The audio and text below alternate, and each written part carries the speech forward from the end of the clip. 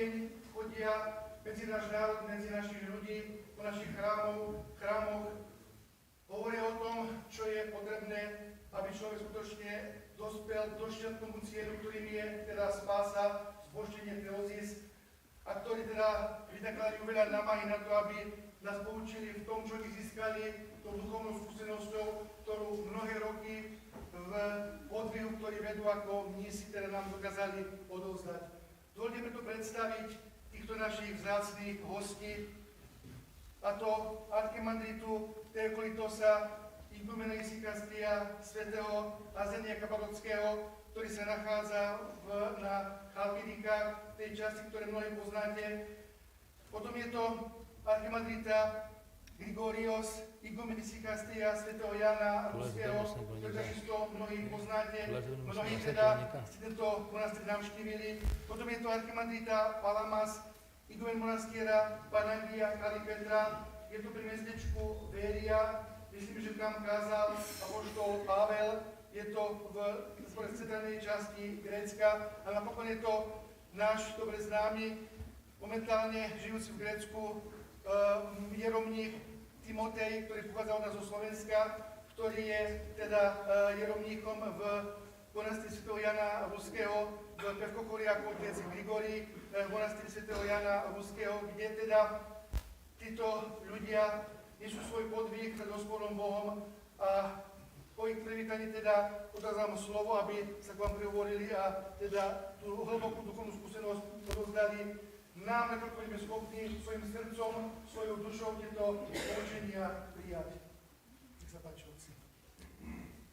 Εμείς θα θέλαμε να σας χαιρετήσουμε τον χαιρετισμό της αγάπης του Χριστού. My sme prišli, aby sme vás pozdravili pozdravom Krista.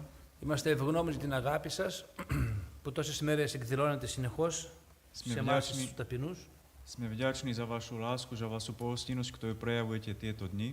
Τον πατέρα Μποχουσλάβ, ο οποίος έχει και το γιο του στο μοναστήρι μας Καλόγυρο και προσεύχεται για εσάς κάθε μέρα, τον πατέρα Παΐσιο. Ďakujem aj otcovi Bohuslavovi, ktorého syn je v našom monastieri, otec Pajsi. Και θα μπούμε κατευθείαν στο θέμα, να σας κουράζουμε πολυλογίες και φλιερείς. Είπαμε πάρα πολλά αυτές τις ημέρες. Τα έχετε ακούσει και από το μέσο ίντερνετ, πιστεύω. Aby sme nejako vás nezdržiavali, pôjdeme priamo na tému. Νομίζω ότι η απάντηση δίνεται από τους ίδιους τους ανθρώπους που ζουν μέσα στον κόσμο. Myslím si, že tá odpoveď na dnešnú tému je úplne jasná vo svete. Έρχονται άνθρωποι οι οποίοι είναι για τους κοσμικούς επιτυχημένοι άνθρωποι. Medzi nami existujú ľudia, ktorí sú úspešní. Έχουν πολύ καλές δουλειές, μεγάλη οικονομική επιφάνεια. Majú dobrú prácu, majú dobrú Συνεχώς finančný έχουν stav. εκδρομές και διασκεδάσεις. Neustále chodia na Έχουν zábavu, na επιτυχίες στον výlety. ερωτικό τομέα. Sú úspešní aj v milostných Αλλά vzťahoch, πάντοτε μέσα τους έχουν μία ανικανοποίητη ανησυχία. ale neustále v ich vnútri existuje nepokoj. Πάτερ, με κουράζουν όλα αυτά μας είναι πολλές φορές. Δεν έχω μέσα μου χαρά, δεν έχω μέσα μου ειρήνη, δεν έχω μέσα μου αγαλίαση. Έχω μια αναστάτωση συνεχώς. Častokrát k nám chodia títo ľudia a hovoria, že aj napriek tomu, že mám všetko, nemám v sebe pokoj, nemám v sebe mier, nemám v sebe uspokojenie. Οπότε καταλαβαίνουμε ότι τελικά ο άνθρωπος δεν ήρθε στον κόσμο μόνο να φάει, να πιει, να διασκεδάσει, να κάνει μια καριέρα και τελικά να πεθάνει. A teda z toho všetkého môžeme vydedukovať, že človek neprišiel na tento svet, aby sa tešil, zabával, jedol, pil a takto vlastne iba zomrel. Αυτό κάνουν και οι αγέλες των ζώων. Toto robia aj zvieratá. Ο άνθρωπος έχει μέσα του έμφυτη την ζωή. Θέλει να ζήσει αιώνια, να ξεπεράσει τον θάνατο. V človeku je informácia, aby žil večne. Και αυτό ακριβώς ήρθε να κάνει ο Χριστός μας. A presne to nám prišiel potvrdiť sám Isus Kristus. Καλοί άνθρωποι υπήρχαν πάντοτε και πριν και κατά την εποχή του Χριστού και μετά τον Χριστό. Dobrí ľudia existovali aj pred Kristom, aj v dobe Krista, aj dnes. Καλοί άνθρωποι υπάρχουν και σήμερα και εκτός εκκλησίας και ίσως πιο καλοί από εμάς. Dnešní ľudia, ktorí sa považujú za dobrých, žijú mimo cirkvi a možno sú dokonca aj lepší ako my. την δύναμη να ξεπεράσουν αυτήν, να κάνουν την υπέρβαση του θανάτου. ale nemôžu να φτάσουν στην dosiahnuť, αιωνιότητα, στον ne- Θεό. nemôžu dosiahnuť prekonanie smrti. Άρα λοιπόν ο Χριστός δεν ήρθε να κάνει απλά και μόνο καλούς ανθρώπους. Πάντα υπήρχαν οι καλοί άνθρωποι. Kristus neprišiel na túto zem urobiť dobrých ľudí, ktorí Ήρθε vždycky existovali, να μας ελευθερώσει από τον διάβολο ale prišiel nás oslobodiť od diabla, που κυριαρχεί στη ζωή μας από τα πάθη ktorý vládne v našom živote cez naše vášne και να μας δώσει αυτή την ελπίδα της Αναστάσεως, τη χαρά της Αναστάσεως. a prišiel nám odovzdať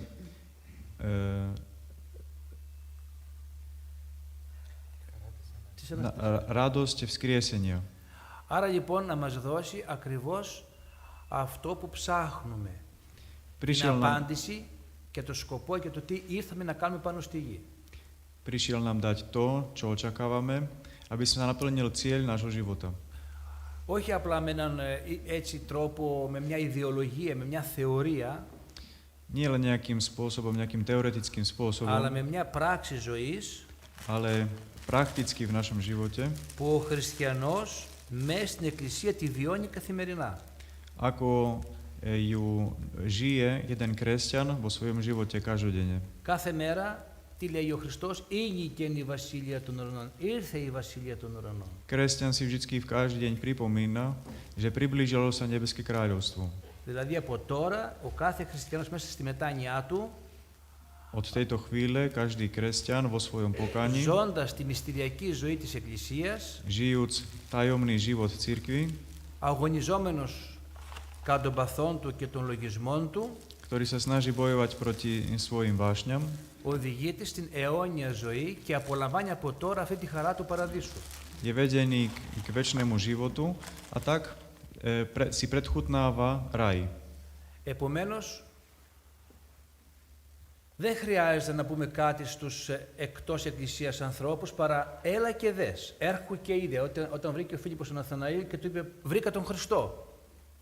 Preto Του λέει, nie je potrebné veľa hovoriť, ale treba iba pozvať ľudí, aby sami okusili tejto ποιος radosti. είναι, Takisto του λέει έλα να δεις. ako Natanael našiel svojho Εμείς brata δεν είμαστε Filipa, μια ho pozval, aby sa prišiel presvedčiť o tom, kto je Kristus, μασονική στοά, μια κάστα ανθρώπων, rovnako aj my. κλειστή. Nie sme nejaká uzatvorená spoločnosť ľudí, nejaká vyvolená spoločnosť. Δεν είμαστε οι καλοί άνθρωποι. My nie sme dobrí Απλά ľudia, είμαστε άνθρωποι που καταλάβαμε ότι ο κόσμος ως τρόπος ζωής δεν μας δίνει την διέξοδο που ζητάμε. ale Δεν μας δίνει νόημα στη ζωή μας.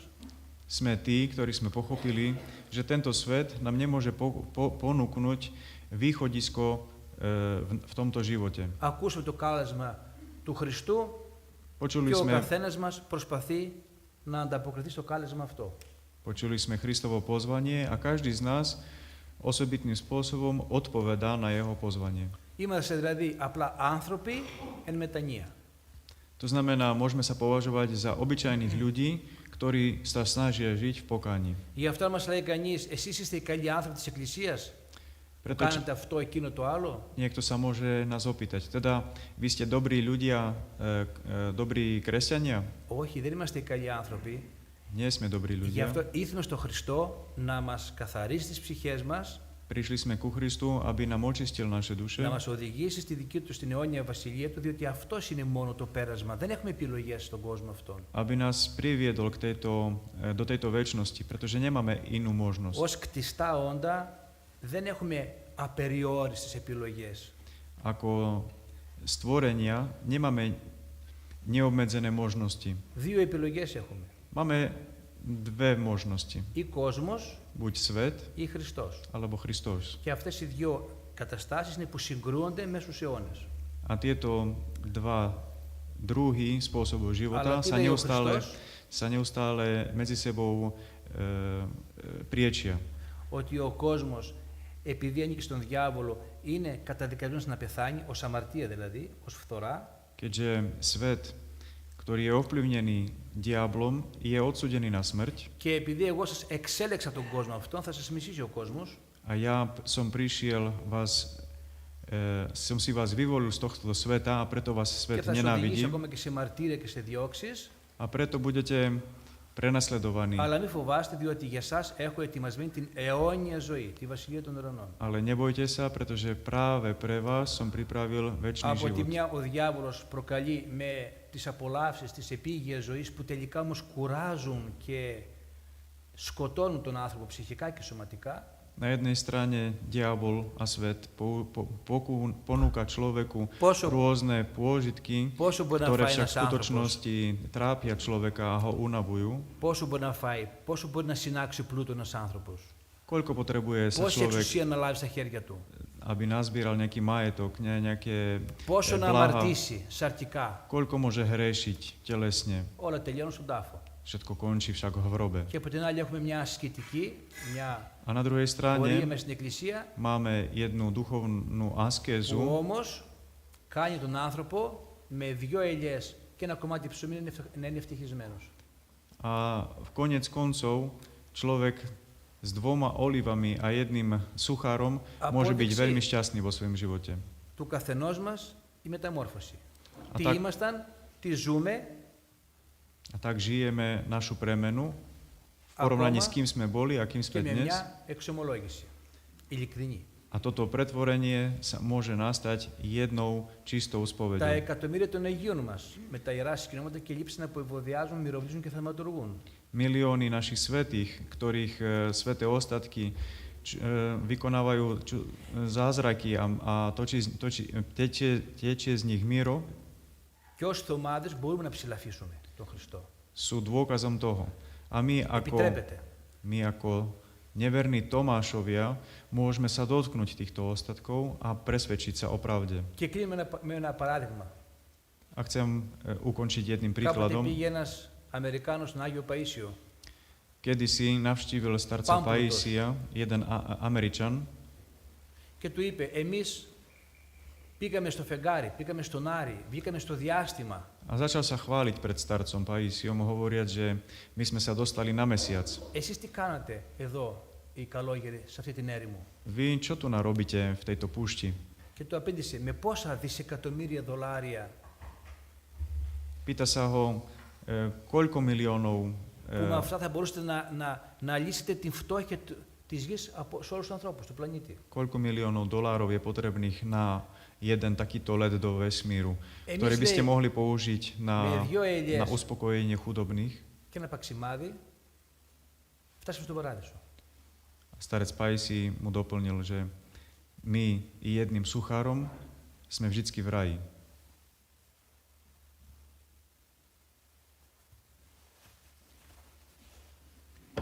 Για να απαντήσει κανείς το ερώτημα γιατί να ασχοληθώ εγώ με τον Χριστό, Aby mohol niekto odpovedať na otázku, prečo by som sa mal venovať Christu, πρέπει να απαντήσει και σε μια σωρία από άλλα ερωτήματα.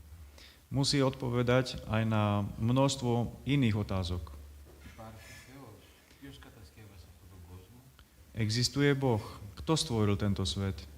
τι σχέση έχω εγώ με αυτόν τον Θεό που κατασκεύασε τον κόσμο Aký vzťah mám ja s týmto Bohom, ktorý stvoril tento svet? και γιατί με έφερε εμένα σε αυτόν εδώ τον κόσμο. A prečo ma priviedol do tohto sveta? Όποιος δεν απαντήσει σε αυτές τις ερωτήσεις, Ak niekto nezodpoveda tieto otázky, τότε ρωτώντας γιατί να ασχοληθώ με τον Χριστό, potom, ak sa bude venovať tejto otázke, prečo sa mám venovať Christu, υποκρύπτει ότι εγώ δεν έχω κανένα λόγο να ασχοληθώ με τον Χριστό και να κουραστώ για κάτι που δεν πιστεύω. je presvedčený v tom, že ja nemám žiaden dôvod sa mu venovať. Και καλά είναι να μην ασχοληθεί καθόλου με την Εκκλησία, δεν θα ωφεληθεί καθόλου. A je dobré, aby sa vôbec nevenoval vôbec skúmaniu cirkvi. Για το αν υπάρχει Θεός είναι πολύ κατανοητό γιατί όλοι οι λαοί όλων των αιώνων πίστευαν στην ύπαρξη του Θεού.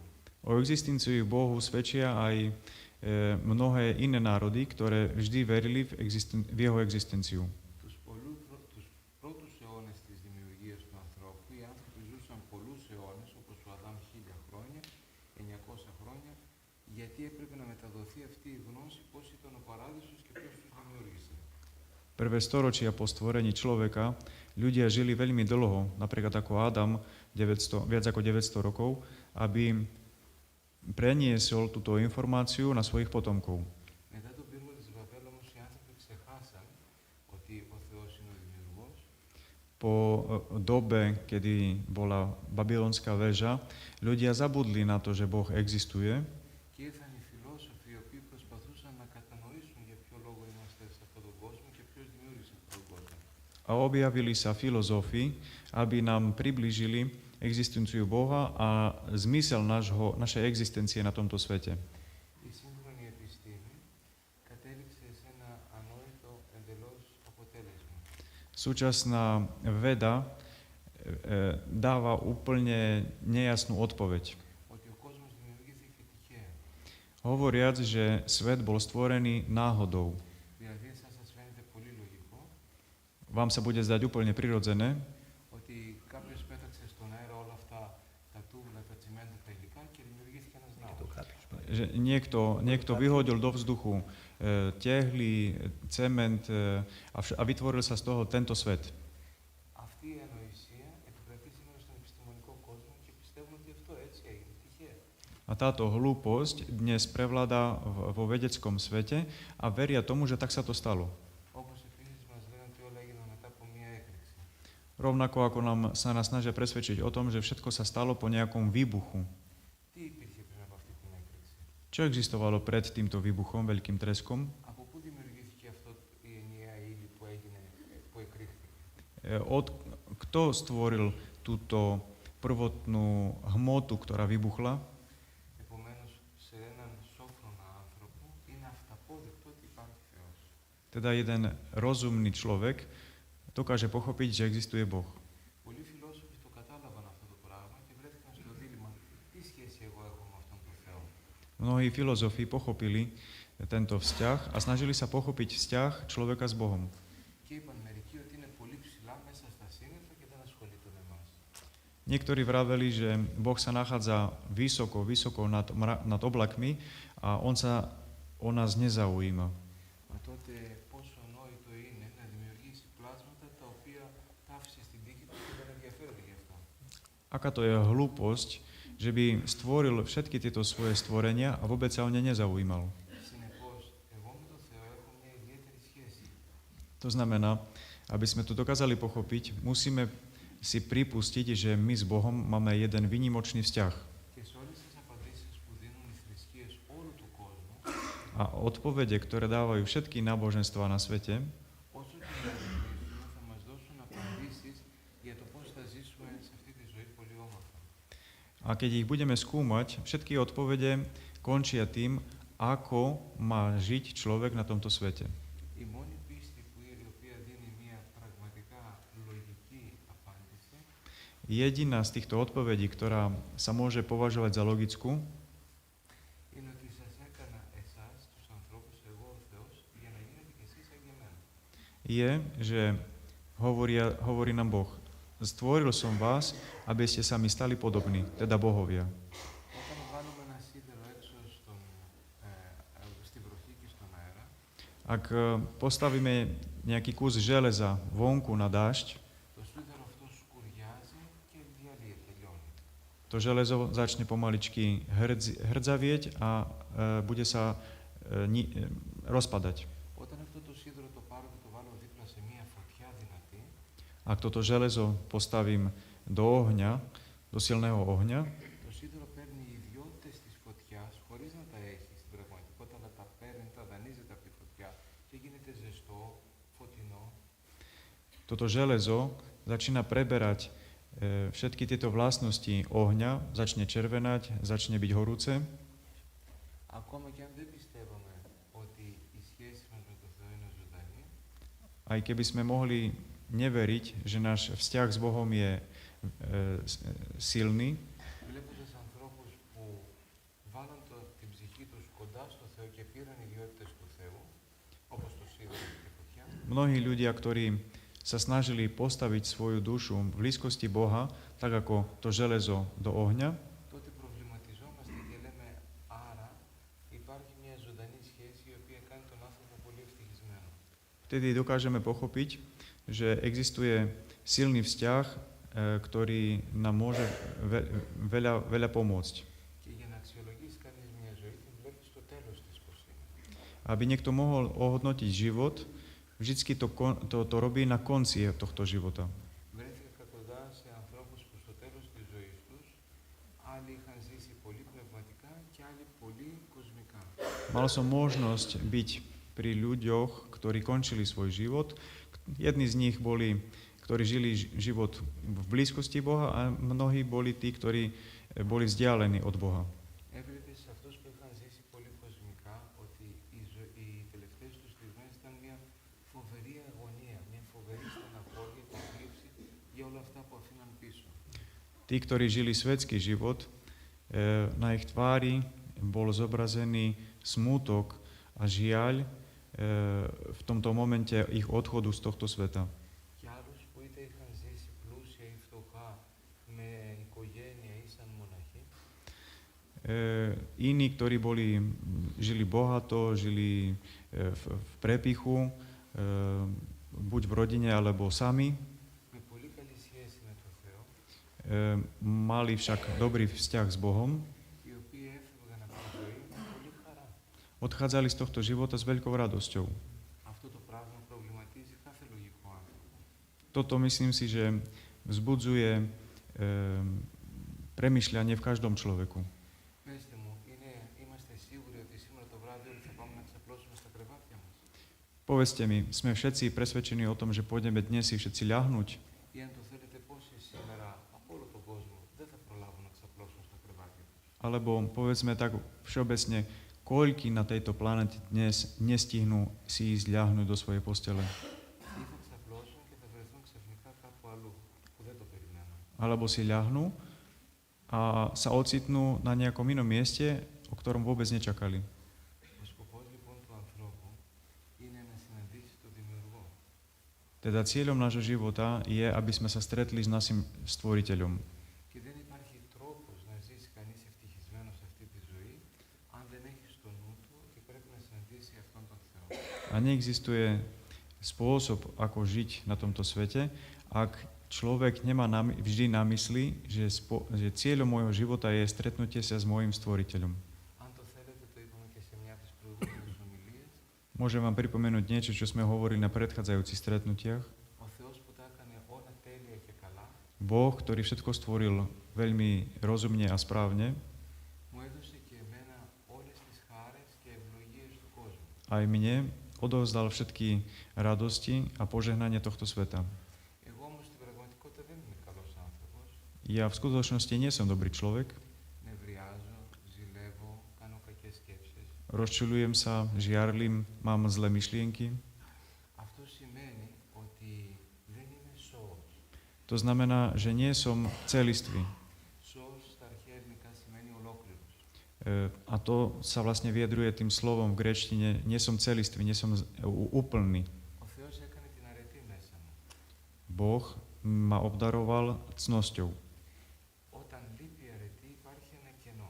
Ak chýba cnosť, vytvára sa prázdno. Το κενό αυτό είναι το πάθος και με κάνει εμένα να είμαι ελλειπής άνθρωπος. To prázdno sa nazýva vášeň, ktorá ma robí neúplným. Προσέξτε ότι στην Αγία Γραφή ο Θεός ποτέ δεν λέει τη λέξη αυτό είναι κακό. Ak si dobre uvedomíme, vo Svetom písme Boh nič nenazýva zlým, Γιατί ο Θεός δεν θέλει να δώσει υπόσταση στο κακό. pretože Boh nechce, aby zlo malo podstatu. Ο Θεός πάντα λέει αυτό δεν είναι καλό. Boh hovorí, že toto nie je správne. Θυμάστε εκεί πέρα που λέει δεν είναι καλό ο άνθρωπος, ο άντρας να είναι μόνος του. Spomente si, ako hovorí, nie je dobré byť človeku samému. Δεν λέει είναι κακό ο άνθρωπος να είναι μόνος του. Nehovorí, Δεν είναι καλό. nehovorí, že je zlé byť človeku samému, ale hovorí, nie je dobré byť človeku samému. Αυτή η έλλειψη μας κάνει να μην είμαστε ολόκληροι άνθρωποι. A tento Η έλλειψη δεν μας κάνει να μην είμαστε ολοκληρωμένοι άνθρωποι. Η έλλειψη που θα σταματήσει της αρετής, η έλλειψη της αρετής. ak chýba cnosť v našom živote, to nás robí neúplných. Όπως και αυτή τη στιγμή έχουμε φως, γιατί έχουμε φωτόνια, Tak ako aj v tejto chvíli máme tu na svetlo, pretože celý priestor je naplnený fotónmi, αλλά αν σβήσουμε το φως, δεν υπάρχουν Ale ak zhasíme svetlo, nebudú existovať častice, ktoré vytvárajú svetlo, αλλά η έλλειψη φωτονίων λέγεται σκοτάδι. ale neprítomnosť fotónov vytvára tmu. Επομένως, αν εγώ έχω μίσος, σημαίνει ότι έχω έλλειψη αγάπης. To znamená, ak ja mám v sebe nevraživosť, to znamená, že mám nedostatok lásky. Μου φύτεψε ο Θεός αγάπη. Boh vo mne zasadil lásku. Είμαι πιο ευτυχισμένος όταν έχω αγάπη. Som veľmi šťastný, keď mám lásku, Αλλά εγώ επειδή έκανα κακές επιλογές, έκοψα και διέλυσα την αγάπη που υπήρχε μέσα μου. ale ja tým, že som urobil zle som si vyvolil vo svojom živote, rozrezal som túto lásku, Το κενό που έμεινε μέσα μου λέγεται μίσος prázdno, ktoré sa vo mne vytvorilo, sa nazýva nevraživosť και εγώ σήμερα είμαι δυστυχισμένος a ja som tým pádom dnes nešťastný, επειδή αυτή τη στιγμή έχω αυτή την θλίψη, αυτή τη στεναχώρια της έλλειψης της αγάπης. pretože vo svojom vnútri cítim túto prázdnotu. Φανταστείτε ότι να μας πάρει ξαφνικά ο Θεός κάτι που ζηλεύουμε πάρα πολύ. Predstavte si, že by nám Boh dnes zobral niečo, na čo žiarlíme veľmi. Ξαφνικά θα νιώσουμε ήρεμοι και γαλήνοι. Budeme sa zrazu cítiť pokojný a mierny. Αυτή είναι η φυσιολογική κατάσταση του ανθρώπου. Toto je prirodzený stav človeka. Ενώ αν μέσα μου έχω αυτή την φοβερή ζήλια και επιθυμώ κάτι και γεμίζω υπολογισμούς και εκνευρίζομαι που δεν το έχω, Ale ak mám v sebe žiarlivosť a myšlienky, prečo nemám toto, hento, tamto, αυτή είναι μια κατάσταση ταραχής toto je stav rozrušenia, η οποία με γεμίζει από δυστυχία. ktorá ma naplňuje nešťastím. Αυτός λοιπόν είναι ο σκοπός της ζωής μου. Toto je teda cieľ môjho života. Να χρησιμοποιήσω όλα τα εργαλεία που μου έδωσε ο Θεός Aby som dokázal použiť všetky náradia, ktoré mi Boh ponúka, να ολοκληρώσω τον εαυτό μου, να είμαι ένα ολοκληρωμένο σύνολο, aby som, χωρίς κενά, aby som bol celistvým človekom, aby sa vo mne nenachádzalo prázdno και να σταθώ μπροστά στο Θεό. a aby som sa postavil pred Bohom. Αυτό είναι η τέλεια και απόλυτη ευτυχία. A toto je pre človeka úplné šťastie. Οτιδήποτε άλλο στη ζωή δημιουργεί δυστυχία. Všetko iné, čo nám vytvára nešťastie v našom živote, Τελικά όλες αυτές οι διδασκαλίες των φιλοσόφων που μας λέγαν τι πρέπει να κάνουμε και γιατί πρέπει να ζήσουμε σε αυτή τη ζωή, všetky iné filozofické smery, ktoré sa v histórii objavili, ktoré sa snažili nás presvedčiť o tom, čo by sme mali v živote robiť, οπωσδήποτε καταλήγουν σε ένα τάφο. zaisto končia v hrobe. Για τον άνθρωπο του Θεού αρχίζουν όλα από έναν τάφο. Pre Božieho človeka v hrobe sa všetko len začína. Εμείς οι καλόγεροι σκεφτόμαστε καθημερινά ότι θα πεθάνουμε. My mnísi každodenne myslíme na to, že zomrieme. Παλιά οι καλόγεροι λέγανε τα νεκρόσιμα τροπάρια την ώρα που πήγαιναν να κοιμηθούν για τον εαυτό τους. Mnohí starí mnísi v čase, keď sa pripravovali na spánok, si spievali niektoré časti z pohrebu. Το ράσο που φοράμε μας θυμίζει το φέρετρό μας. Riasu, ktorú nosíme, nám pripomína našu truhlu. Επομένως, όλα για εμάς ξεκινάνε από έναν τάφο. Preto všetko pre nás začína v hrobe.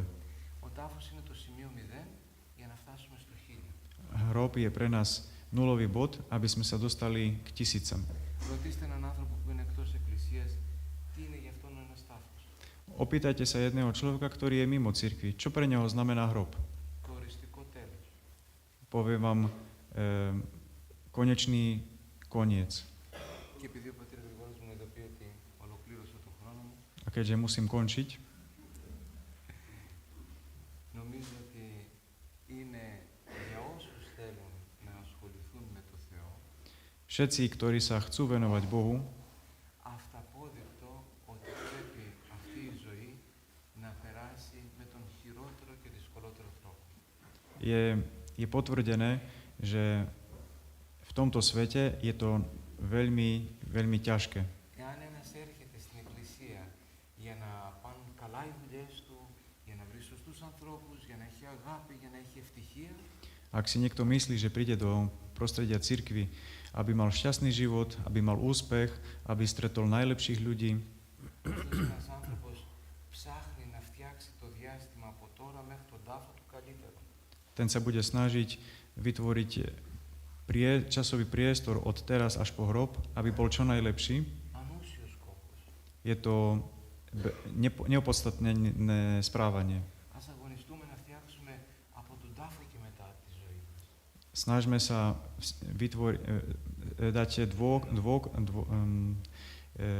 dať prízvuk na náš život od hrobu a potom. Και επειδή εκεί ο Θεός είναι απολύτως δίκαιος, A keďže Boh je úplne spravodlivý, ακόμα και ένα ποτήρι νερό θα μας δώσει το μισθό γιατί το δώσαμε σε κάποιον δώρο. dokonca aj jeden pohár vody nám môže zabezpečiť odplatu v nebeskom kráľovstve.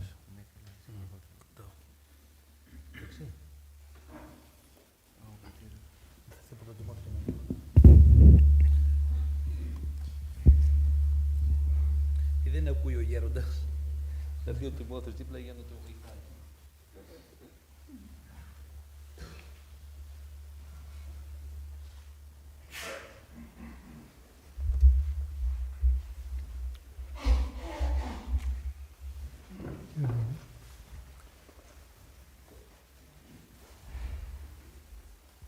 Τι διαφορά έχει ο άνθρωπος από το ζώο?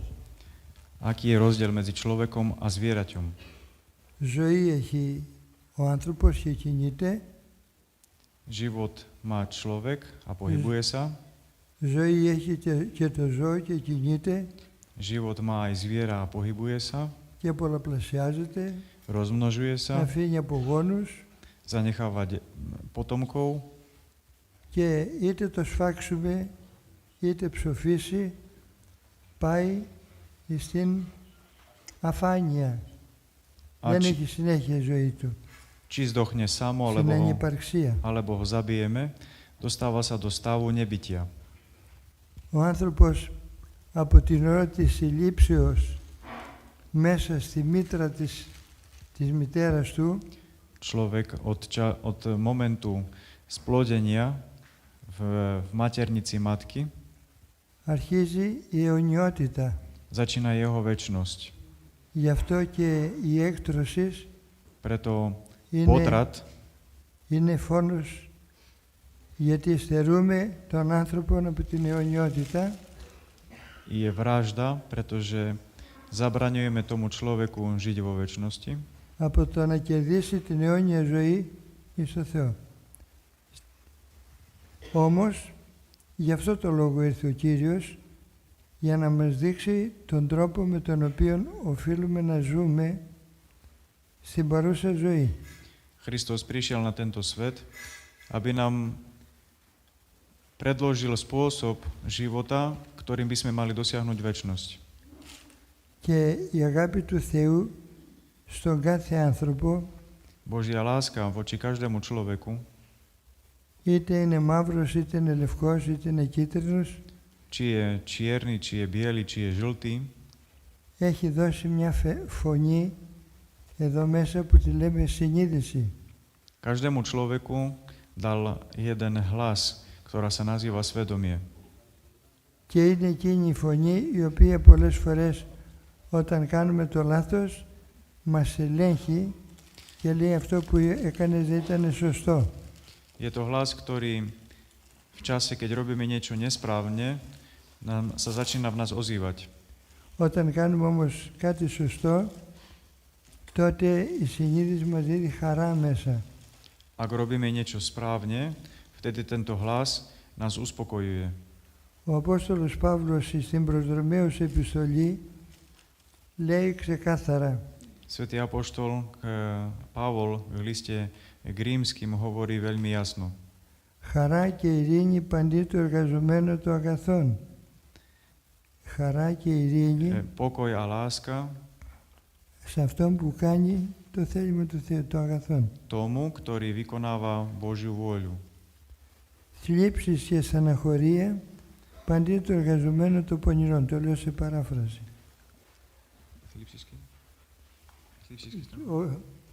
θλίψη και στεναχώρια Zármutok však tomu, σε εκείνον που κάνει το αντίθετο από το θέλημα του Θεού. ktorý nekoná Božiu vôľu.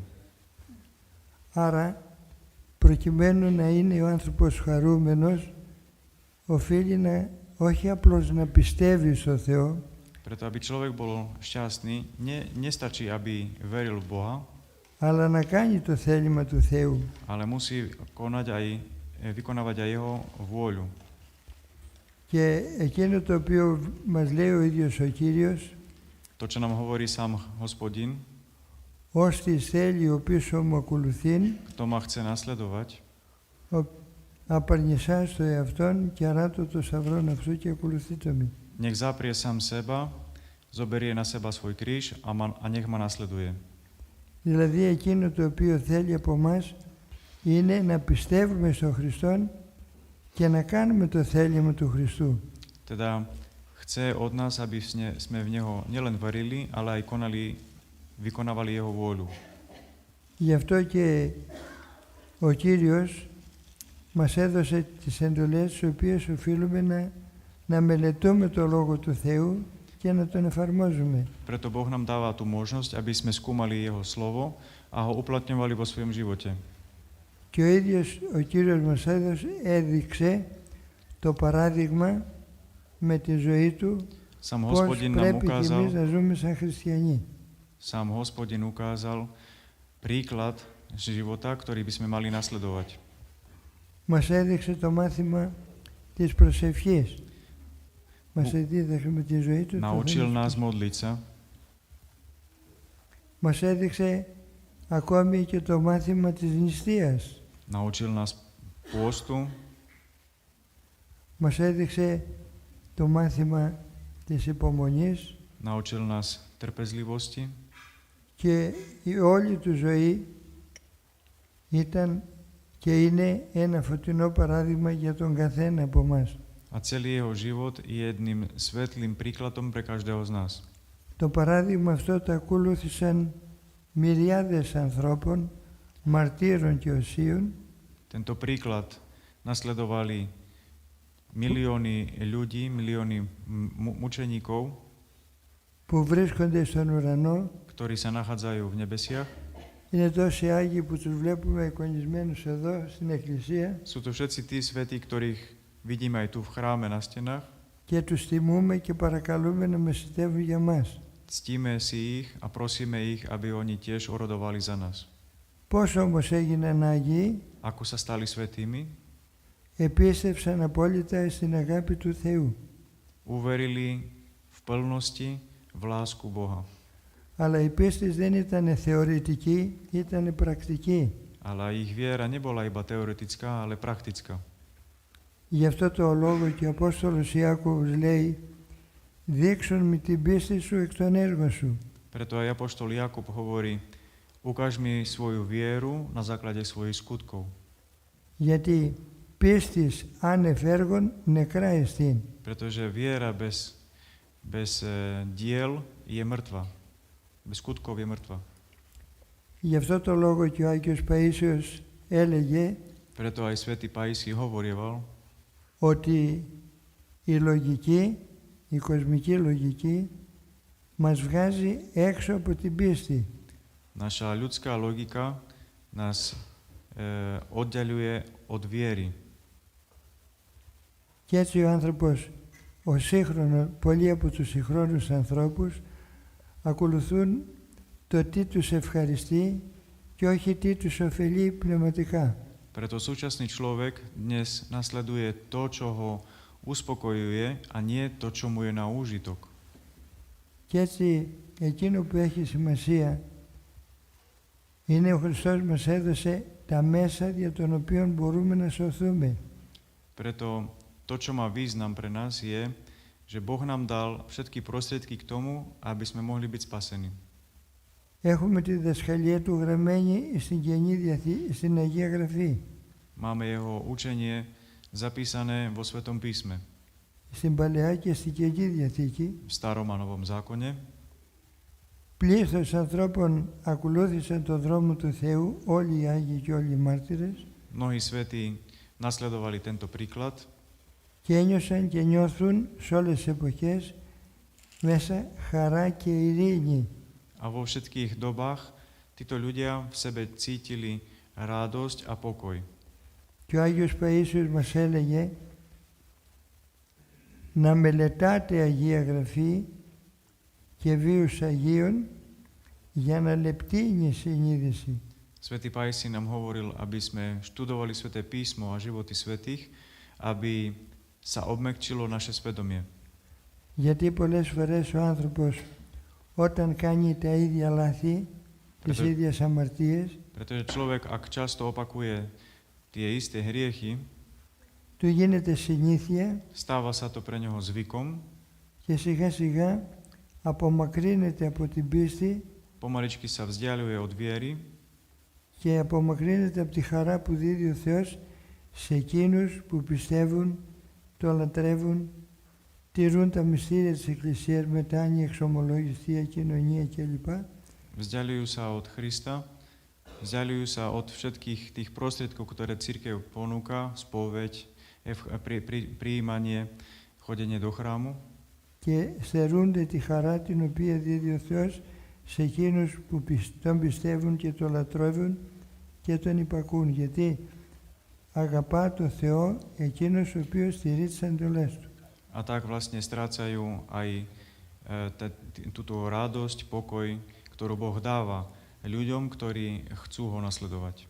Και έτσι λοιπόν, αν θέλουμε να έχουμε χαρά και ειρήνη, Teda ak chceme mať v sebe pokoj a radosť, να αγαπήσουμε τον Χριστό με την καρδιά μας, je potrebné, aby sme si zamilovali Krista celým svojim srdcom, να τηρούμε τις εντολές Του aby sme plnili jeho prikázania και ομολογώντας την πίστη προς τον Χριστό, a vyznávajúc vieru v Krista, ο ίδιος ο Χριστός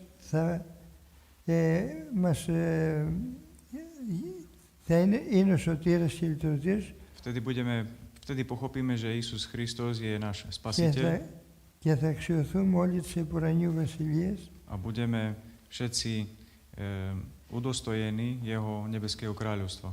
και αυτό το ομολογούμε στο σύμβολο της πίστεως A presne to vyznávame aj v symbole viery, που λέμε προσδοκώ Ανάσταση νεκρών. keď hovoríme čaju voskresenia mŕtvych. Ο κάθε χριστιανός λοιπόν προετοιμάζεται για την αιώνια ζωή Každý človek sa musí pripravovať na večnosť, na večný život, και παρόλο στις δυσκολίες που μπορεί να έχει στη ζωή αυτή, napriek všetkým starostiam a bolestiam, ktoré v živote stretávame, για των δυσκολιών μας προετοιμάζει ο Χριστός για την αιώνια ζωή.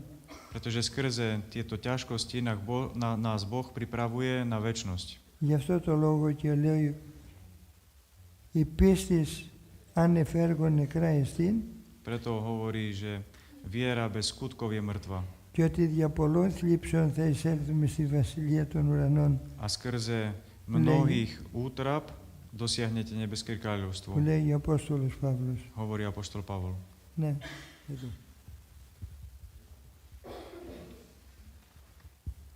Ďakujeme Otcovi za veľmi múdre poučné slova.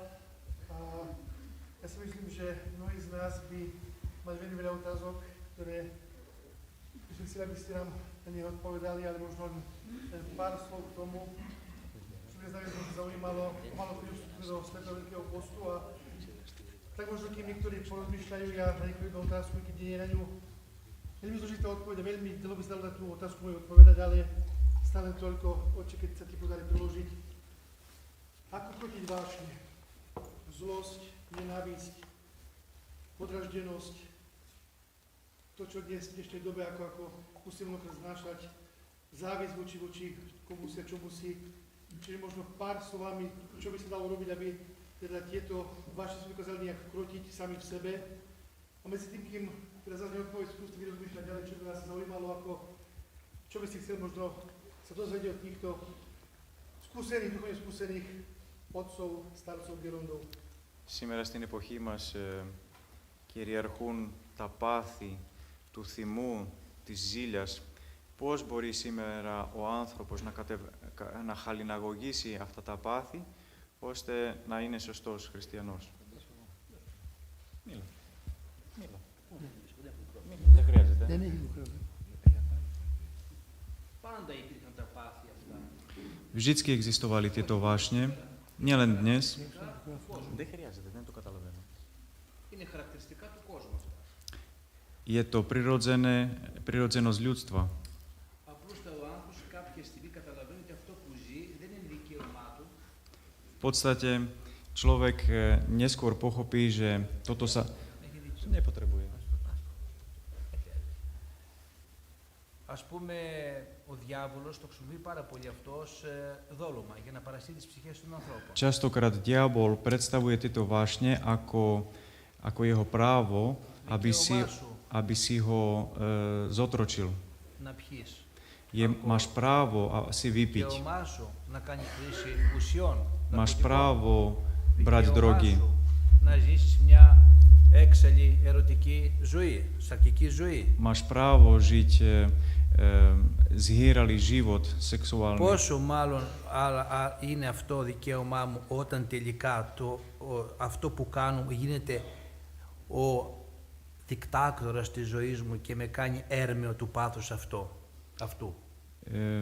Ako teda konec koncov je to moje právo, ak skrze tieto vášne sa stávam otrokom tohto tyrana. Άλλο πίνω ένα ποτό και άλλο είμαι αλκοολικός. Iné je si vypiť jeden pohárik a iné je stať alkoholikom. Εκεί ακριβώς που καταλαβαίνω ότι το πάθος τελικά δεν είναι δικαίωμά μου αλλά δικτακτορία του διαβόλου, αρχίζει η μετάνοιά μου. Vtedy, ak človek pochopí, že hriech nie je moje právo, ale je to moje zotročenie, vtedy začína pokanie Αν človeka. καταλάβω ότι αυτό δεν μπορώ να το νικήσω μόνος μου, αλλά πρέπει να επιστρέψω στην αγάπη του Χριστού, Ak pochopím naviac, že sa nemôžem oslobodiť sám, ale vraciam sa ku Christu, εκεί αγωνιζόμενος μέσα στην εκκλησία του, που είναι το νοσοκομείο των ψυχών και των σωμάτων, vtedy sa navraciam do liečebnice církvy, θα ελκύσω τη Θεία Χάρη, budem čerpať z Božej milosti, είτε με ένα θαυμαστό και απόλυτο τρόπο, είτε μέσα από μια διάρκεια χρόνων μετανοίας, ο Χριστός θα μου απαλλάξει από τα πάθη μου, θα μου προσφέρει τη χάρη. A Boh na základe môjho dobrého úmyslu a mojej vytrvalosti vylieči tieto vášne. Δηλαδή, εγώ θέλω, ο Χριστός μπορεί. To znamená, čo je potrebné, aby my sme chceli Από την ώρα που θα γλυκαθώ από την αγάπη του και θα καταλάβω ότι το πάθος με χωρίζει από τον Χριστό, ak pochopím, že táto vášeň ma vzdialuje od Boha, όταν μισήσω το πάθος, keď znenávidím túto vášeň, θα με απαλλάξει ο Χριστός από αυτό. Boh ma zbaví tejto vášne.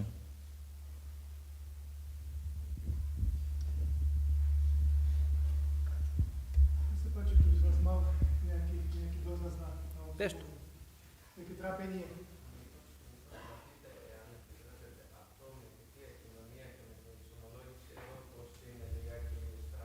No, πάτε. Otázka znie, ako treba sa často spovedať a ako treba prijímať. Το κλείσουμε αυτό ή να το κάνουμε κάτι. Otec, tento mikrofón môžete vypnúť, to nie je potrebné. Lebo to veľmi to žučí. Δεν χρειάζεται.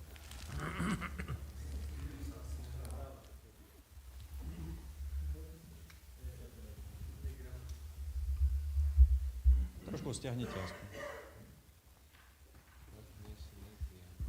Existuje jeden zvyk, Ακριβώς πριν τη Θεία Κοινωνία, κάποιοι να θέλουν να τους διαβάσουν τη συγχωρητική ευχή για να κοινωνήσουν.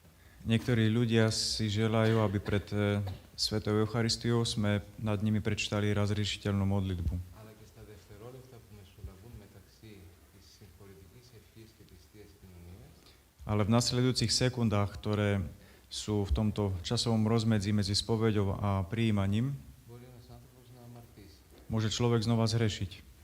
Και αν έχουν συγχωρεθεί οι αμαρτίες του, τα πάθη του δεν έχουν συγχωρεθεί. Υπάρχουν τα πάθη του μέσα. Ak človek však nemá pokánie, vášne existujú v človeku. Pretrvávajú. Μία γιαγιά έλεγε, μετά που θα κοινωνήσω, θα δεις τι θα σε κάνω, θα σε μαλώσω. Jedna babka vravela, že keď po príjmaní, potom uvidíš, čo s tebou urobím. Γιατί θεωρούσε ότι η εξομολόγηση είναι απλώς μια τυπική εξάλληψη των αμαρτημάτων. Pretože si myslela, že spoveď je nejaké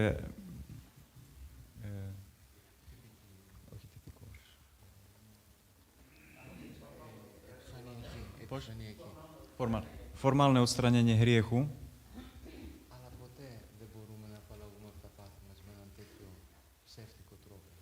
ale nemôžeme práve veriť, že môžeme sa zbaviť svojich hriechov takýmto jediným formálnym spôsobom. Εγώ για να το κάνω λίγο και πιο κατανοητό αυτό που έλεγε ο πατήρ Γρηγόριος για την εξάλληψη των παθών. Chcem vám trošku približiť bližšie to, čo hovoril otec Grigori o zbavení sa hriechov. Να σας πω ότι κανένας μας ποτέ δεν μπορεί να νικήσει κανένα πάθο. Nikto z nás nikdy nemôže vyhrať alebo vyčistiť nejakú vášeň. Εμένα μου αρέσει πολύ το φαγητό και επί 40 χρόνια το εξομολογούμε, αλλά ακόμη συνεχίζει και μου αρέσει πολύ το φαγητό. Mne veľmi chutí jedlo, 40 rokov sa z toho spovedám a stále mi chutí jesť. Πρέπει να επέμβει ο Θεός για να αλλάξει κάτι. Musí zakročiť Boh, aby sa niečo vo mne zmenilo. Το αμάρτημα το εξομολογήθηκα έσβησε. Však som sa z toho hriechu vyspovedal a hriech je zmazaný. Το πάθος υπάρχει και βγάζει από κάτω πίον και λερώνει πάλι την ψυχή. Vášeň však prebýva a produkuje stále hníz, ktorý znečisťuje moju dušu. Τι κάνουμε λοιπόν εμείς? Čo robíme teda my? Προσπαθούμε σε μικρά διαστήματα να είμαστε καθαροί Preto sa snažíme v malých obdobiach očisťovať sa, για να συνηθίσουμε στην καθαριότητα. aby sme si zvykli na čistotu. Ένας άνθρωπος που δεν πλένεται ποτέ και μυρίζει πολύ άσχημα, Jeden človek, ktorý sa nikdy neumýva a smrdí, αν του πούμε ότι μυρίζεις άσχημα, keď mu povieme, že smrdíš, zapáchaš, αυτός επειδή έχει συνηθίσει τη βρώμα του λέει όχι δεν μυρίζω άσχημα, είμαι πολύ καλά, μυρίζω ωραία.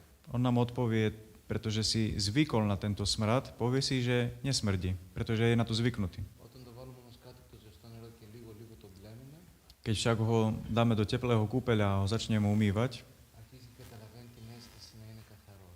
začne chápať, čo to znamená byť čistým. Και αργότερα όταν πολύ συνηθίσει να είναι καθαρός, Neskôr, keď si zvykne byť čistým, ακόμα και μικροί λεκέδες θα του φαίνονται δύσκολοι και θα θέλει να τους πλύνει και αυτούς να μην υπάρχουν επάνω του. dokonca aj malé škvrny sa mu budú zdať nepríjemné a bude sa snažiť ich očistiť. Η εξομολόγηση λοιπόν με όλα αυτά θέλω να πω ότι δεν είναι η διαδικασία που απλώς σβήνει τις αμαρτίες, Preto chcem povedať, že spoveď nie je nejaký jednoduchý proces, ktorý očisťuje hriechy, ούτε προσπαθούμε με έναν τρόπο, ας πούμε, σαν μπακάλις, τώρα το λέμε στα ελληνικά, δεν ξέρω αν υπάρχει το αντίστοιχο, να κάνουμε ένα λογαριασμό και να διαγράψουμε τις αμαρτίες. ani to nie je nejaký obchodný vzťah s nejakým obchodníkom, nejakým predajcom, o ktorom sa snažíme zbaviť sa svojich hriechov, Αλλά είναι μια προσπάθεια να βγάλουμε τα πάθη μας. ale je to naše snaženie sa zbaviť sa vášni, Να αρχίσουμε να αισθανόμαστε την καθαριότητα και να μας αρέσει η καθαριότητα. aby sa nám zapáčila čistota. Και αυτό είναι μια διαφορετική διαδικασία από τη Θεία Κοινωνία. A toto je iný proces od Eucharistie. Φυσικά για να οδηγηθώ την πρώτη φορά στη Θεία Κοινωνία πρέπει να κάνω την προετοιμασία μου και να εξομολογηθώ. Samozrejme, aby mi bolo dovolené pristúpiť k Eucharistii, je potrebné sa očistiť. Αλλά μετά από αυτό είναι δύο διαφορετικοί κύκλοι. Ale potom začínajú dva rôzne kruhy, Που λειτουργούν διαφορετικά. ktoré fungujú rôznym spôsobom, odlišne. Όσο ο πνευματικός μας λέει να κοινωνάμε, κοινωνάμε. Je potrebné prijímať tak často, ako nám hovorí duchovník, Και όποτε εμείς αντιλαμβανόμαστε ότι έχουμε ένα πάθος, προσπαθούμε να πάμε να το συζητήσουμε με τον γιατρό για να το καθαρίσει.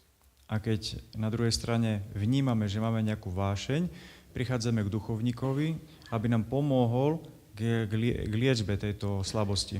Σε πρακτικό επίπεδο βέβαια υπάρχουν τα αμαρτήματα που λέγονται συγνωστά, Exist- απλά αμαρτήματα, Existujú, môžeme aj rozdeliť hriechy na jednoduché, λίγο εκνευρισμός, λίγο διαφωνία, λίγο rozčúlenie sa, δικαιολογία, nesúhlasím s niečím, nejaké ospravedlňovanie sa.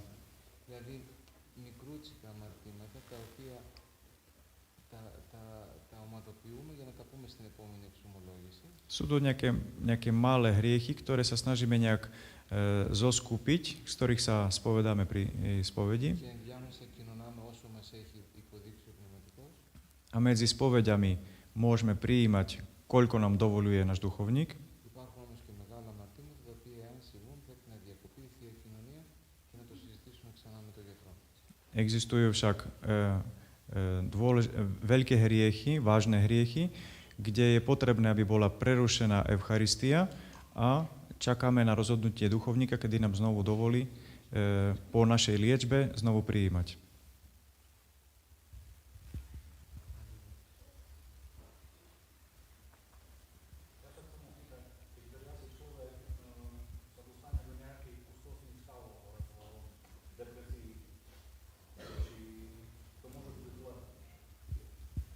Θέλω να σας ρωτήσω εάν άνθρωπος βρεθεί σε κάποιον πειρασμό, σε κάποιο στρες, μπορεί να προέρχεται αυτό από το πειρασμό, από τον πονηρό. Ο Δαβίδ λέει ετοιμάστην και ου πεταράχθην. Ετοιμάστηκε και δεν ταράχθη. Ήμουν πάντα προετοιμασμένος και δεν ταράχθη. Svätý prorok Dávid hovorí, že som pripravený a nerozrušujem sa. Πρώτο πράγμα που πρέπει να σκεφτούμε ότι δεν είμαι προετοιμασμένος για ένα πειρασμό. V prvom rade si musíme uvedomiť, že nikdy nie sme pripravení, aby sme mohli čeliť nejakému pokušeniu. Άφησα εγώ χώρο να μπει ένας πειρασμός. Ja som nechal priestor pre toto pokušenie. Αφού μπει όμως ο πειρασμός, Ak však príde toto pokušenie, είναι η ευκαιρία μου για να ταπεινωθώ. je to pre mňa možnosť, aby som sa viacej pokoril. Θα υποστώ τις συνέπειες του πειρασμού Vydržím všetky dôsledky tohto pokušenia και αυτό θα με γεμίσει υπομονή και πολλή ελπίδα ότι ο Θεός θα με σώσει. a toto ma naplní trpezlivosťou a nádejou v tom, že Boh ma spasí. Γι' αυτό και οι Άγιοι είπαν, αν φύγουν οι πειρασμοί από τη μέση, κανένας δεν σώζεται. Preto aj svätí hovoria, že ak prestanú existovať pokušenia, nikto nebude spasený. Γιατί ο πειρασμός μας θυμίζει το Θεό. Pretože pokušenie nám pripomína Boha. Αν θέλω να φέρω κοντά μου τον πατέρα Τιμόθεο, Ak ja chcem, aby prišiel ku mne bližšie otec Timotej, μπορώ να βάλω μία βελόνα από εκεί και να τον τζιμπάει. môžem z druhej strany dať nejakú ihlu, ktorá ho bude píchať. Τότε ο πατήρ Τιμόθεος θα πέσει πάνω μου. A vtedy otec Timotej spadne na mňa. Αυτή είναι η λειτουργία του διαβόλου και γι' αυτό αφήνει ο Θεός να υπάρχει ο διάβολος και ο πειρασμός. Toto je vlastne činnosť diabla a preto aj Boh necháva diabla v tomto svete, aby na nás pôsobil. Μου θυμίζει συνέχεια το Θεό. Vždycky mi pripomína existenciu Boha. Και ένας γέροντας είπε πολύ ωραία, Jeden starec povedal veľmi poučné. εγώ δεν έμαθα την ωραία προσευχή από τον γέροντά μου, Ja som sa nenaučil mystickej modlitbe od môjho starca, την έμαθα από τον διάβολο. ale som sa naučil od diabla. Με ενοχλούσε συνέχεια και εγώ την έλεγα συνέχεια την ευχή για να τον ξεπεράσω. Diabol ma neustále pokúšal a ja som vždycky sa snažil myslieť na Boha.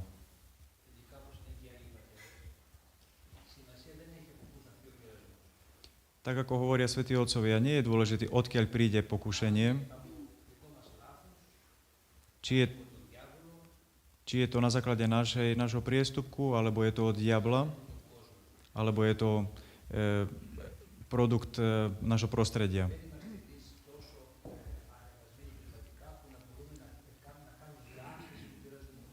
My nie sme tak duchovne skúsení, aby sme dokázali rozlíšiť tieto pokušenia. Stačí, aby sme mu čelili trpezlivosťou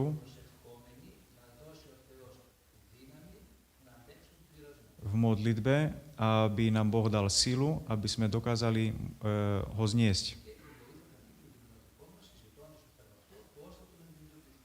A pomoc tiež máme aj od svojho duchovníka, ktorý nám radí, ako máme čeliť týmto stavom. Nie je správne, aby sme v týchto stavoch boli sami, pretože vtedy začína diabol bojovať v človeku s myšlienkami Tromi spôsobmi bojuje diabol proti človeku. Cez myšlienky, v našom prostredí, kedy postaví mnohých ľudí proti nám a taktiež cez naše vášne. Στην πρώτη προς Θεσσαλονικής επιστολή, V prvom liste k Tesalonickým, στο 5ο κεφάλαιο, v 5. kapitole, μας λέει πάντα δοκιμάζετε το καλό κατέχετε. nám hovorí, Να εξετάσετε. všetko skúmajte a dobrého sa držte. Δηλαδή, κάτι που πάμε να πούμε, Ak ideme niečo povedať, κάποια πράξη που πάμε να κάνουμε, ak ideme niečo vykonať, θα πρέπει να εξετάζουμε αν είναι σύμφωνοι με το θέλημα του Θεού. musíme to vždy skúmať, či je to v súlade s Božou vôľou. Γι' αυτό λέει το καλό κατέχετε. Preto hovorí, dobrého sa držte. Να κάνετε δηλαδή πάντοτε το θέλημα του Θεού. Robte vždy vôľu Božiu. Και στο ίδιο κεφάλαιο μας λέει πάντοτε χαίρετε, αδιαλείπτως προσεύχεστε, εν παντή ευχαριστείτε. A taktiež pokračuje, vždycky sa radujte, neustále sa modlite a vo všetkom ďakujte Bohu. Τούτο είναι το θέλημα Θεού είναι σε εμάς. Toto je Božia vôľa na vás. Επομένως, εάν δεν αρχίσουμε να αγαπούμε τον Θεό δια της προσευχής σιγά σιγά Ak teda nezačneme milovať Boha skrze modlitby και δεν μελετούμε το Λόγο του Θεού a neštudujeme Božie slovo, και να διαβάζουμε τους βίους των Αγίων nečítame životy svätých, και να μιμούμεθα στη ζωή μας από τη ζωή των Αγίων, aby sme mohli tieto životy napodobňovať, δεν μπορούμε να έχουμε προκοπή πνευματική. nemôžeme mať duchovný pokroj.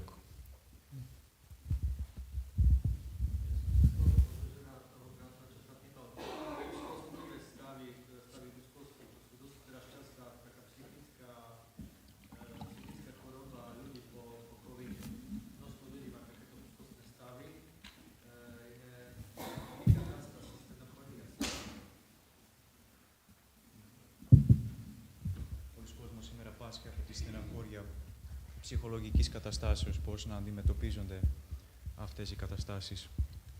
Όλοι οι πειρασμοί οδηγούν στο να ενοχλεί το εγωισμός του ανθρώπου. Všetky pokušenia majú za cieľ znepokojiť svedomie človeka.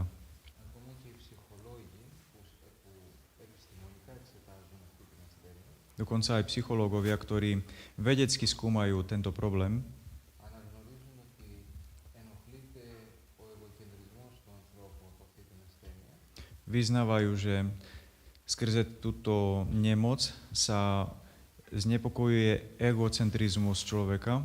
δεν γίνεται αυτό που θέλω To znamená, nedieje sa to, čo chcem, και ενεργούνται στον οργανισμό μας μηχανισμοί αυτοκαταστροφής.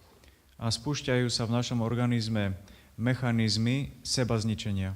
Αφού δεν γίνει το δικό μου, τώρα θέλω να εξαφανιστώ. Keďže nie je po mojom, teraz sa chcem zmiznúť. Αυτό είναι μια κατάσταση άκρας ασθενείας, μεγάλης ασθένειας. Toto je stav veľmi silnej choroby. Ο Άγιος Πορφύριος συμβουλεύει ο άνθρωπος να κάνει μικρές υπακοές. Svätý Porfíry radí v takýchto stavoch, aby sa človek naučil robiť malé poslušnosti. Λέει σε κάποιον παράδειγμα, έλα το πρωί μαζί μου να κόψουμε τα τριαντάφυλλα. Hovorí napríklad jednému, príď ráno a budeme spolu orezávať rúže. Θα δούμε ότι ο άνθρωπος που έχει κατάθλιψη αμέσως αντιλογεί. Uvidíme, že človek, ktorý má depresie, začne automaticky odvrávať. Ακόμα και αν είναι πολύ λίγο αυτό που του ζητάμε, ο εγωισμός του δεν τον αφήνει να υπακούσει. Aj napriek tomu, že je veľmi málo to, čo od neho žiadame, jeho egoizmus začne sa protiviť. Ο Άγιος Πορφύριος του έλεγε αυτού του ανθρώπου, έλα όση ώρα θέλεις. Svätý Porfíry mu vravel, príď na dlho, koľko chceš. Και ο άλλος έλεγε, δεν μπορώ να σηκωθώ από το κρεβάτι, δεν μπορώ να κάνω αυτό το πράγμα, δεν μπορώ να πιάσω το ψαλίδι, δεν μπορώ να κόψω το τριαντάφυλλο. A on sa začína vyhovárať. Nemôžem ráno sa zobudiť skoro, nemôžem stať, nemôžem chodiť, nemôžem chytiť tieto nožnice do rúk. Βλέπετε, ο μοναδικός μηχανισμός που μπορεί να κόψει τον εγωισμό είναι η ταπείνωση. Jediným mechanizmom, ktorý môže človeku pomôcť, je pokora. Γι' αυτό και θα δείτε ότι η λύση σε όλα τα προβλήματα ο Χριστός μας δείχνει την ταπείνωση. Preto uvidíte, že riešením pre všetky naše problémy je pokora. Ταπείνωση έως θανάτου. Pokora až po smrť. Γι' αυτό και ο ίδιος είναι το παράδειγμα του θανάτου. Preto aj Kristus dáva nám tento príklad pokory až po smrť. Οι μικρές υπακοές είναι η λύση για να ξεφύγει κάποιος από τον λογισμό. Malé poslušnosti je riešením k tomu, aby človek mohol oslobodiť svoju myseľ. Μικρές εντολές. Malé príkazy.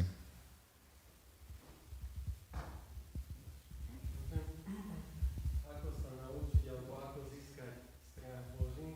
A druhý práca na to, že sa naučia ako získať celomudrný alebo soprosím.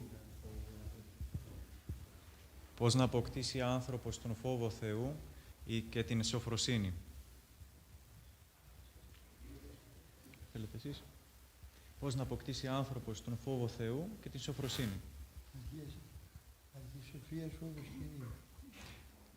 Počiatok múdrosti je bázeň pred Bohom. Σοφία δηλαδή σεβασμός και αγάπη προς τον Θεό. To znamená úcta k Bohu. Με την προσευχούλα και τη μελέτη του Λόγου του Θεού. Učíme sa to skrze modlitby a skrze naplňania Božej vôle. Και από το παράδειγμα των Αγίων που εσπερνήσουν τις αδυναμίες του.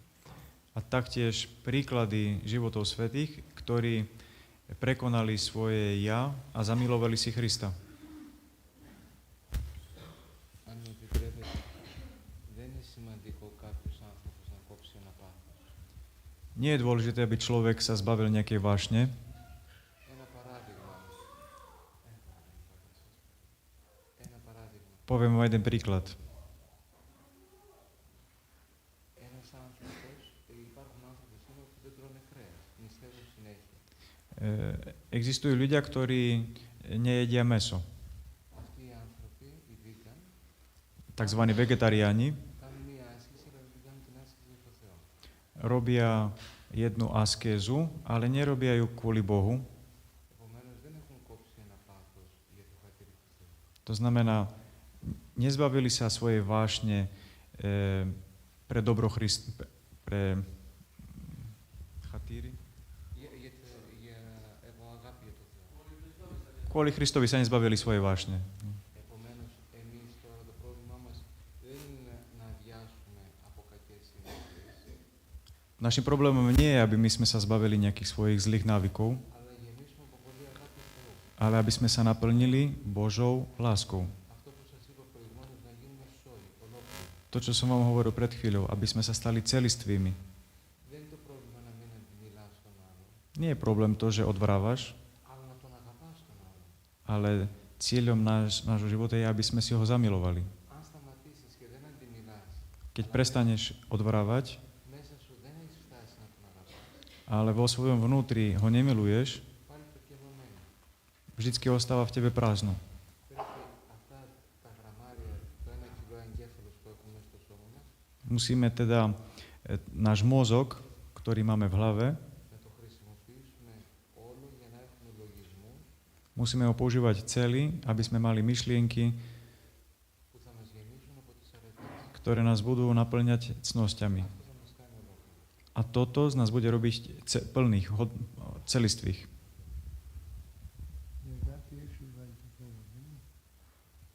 Η αγάπη στο Θεό. Láska zbavuje človeka strachu.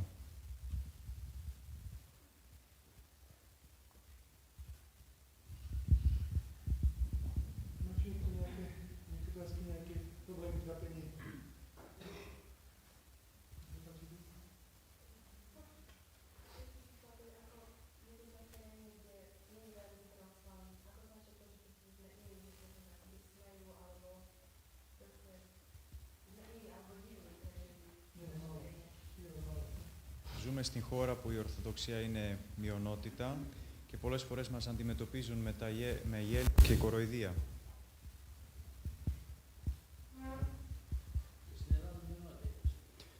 Aj v Grécku sme menšina.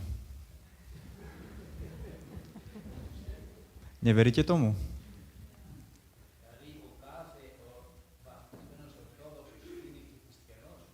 Myslíte si, že každý pokrstený kresťan je skutočne kresťanom?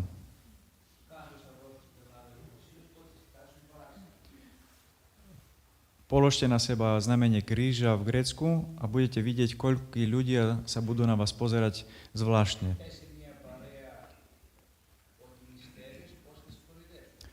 Povedz nejakej skupine ľudí, že sa postíš, ako sa budú z teba smiať. Vždycky praví kresťania boli v menšine.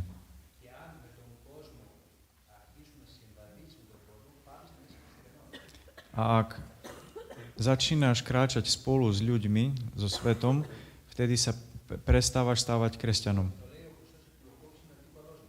To hovorí aj Kristus, že svet je našim protivníkom. Kristus bol vysmievaný ľuďmi. Hovorili o ňom, že má démona. Pľuli na ňoho, ukrižovali ho. Prečo by sme my mali mať iné správanie voči nám?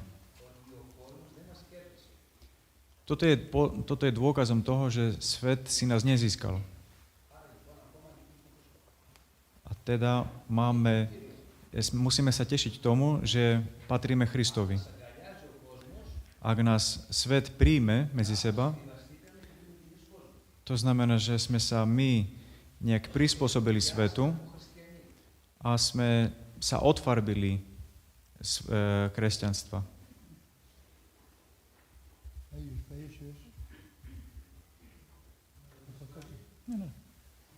Άγιος Παΐσιος έλεγε ο Θεός δεν μας δίδει το φάρμακο, το χάπι της υπομονής, Svätý Pajsio hovoril, že Boh nám nedáva tabletku na trpezlivosť, αλλά μας δίδει ευκαιρίες να ασκηθούμε στην υπομονή. ale nám dáva priestor na to, aby sme sa mohli cvičiť v pokore, v trpezlivosti.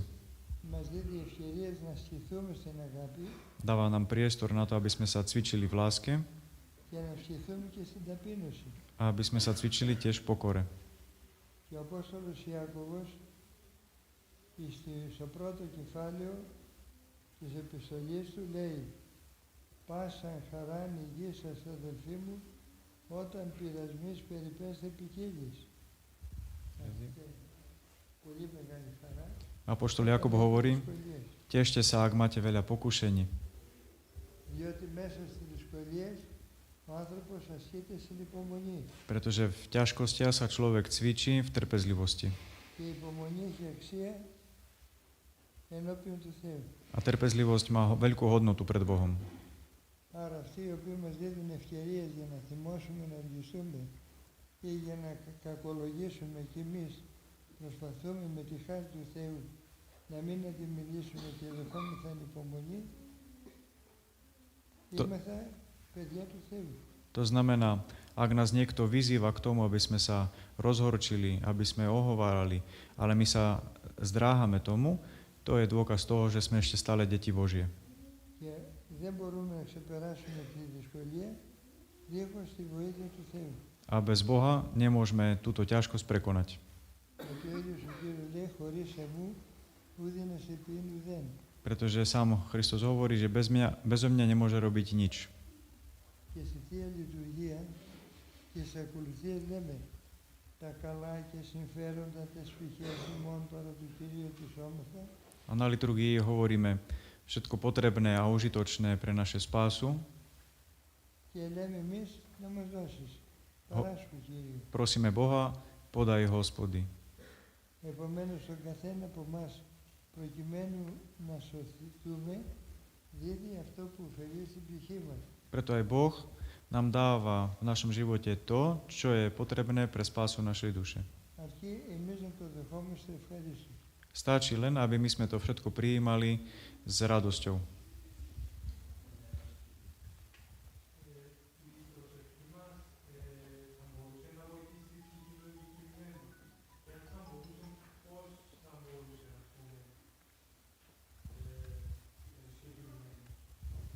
Otázka znie, či ako prospievajú modlitby za zosnulých.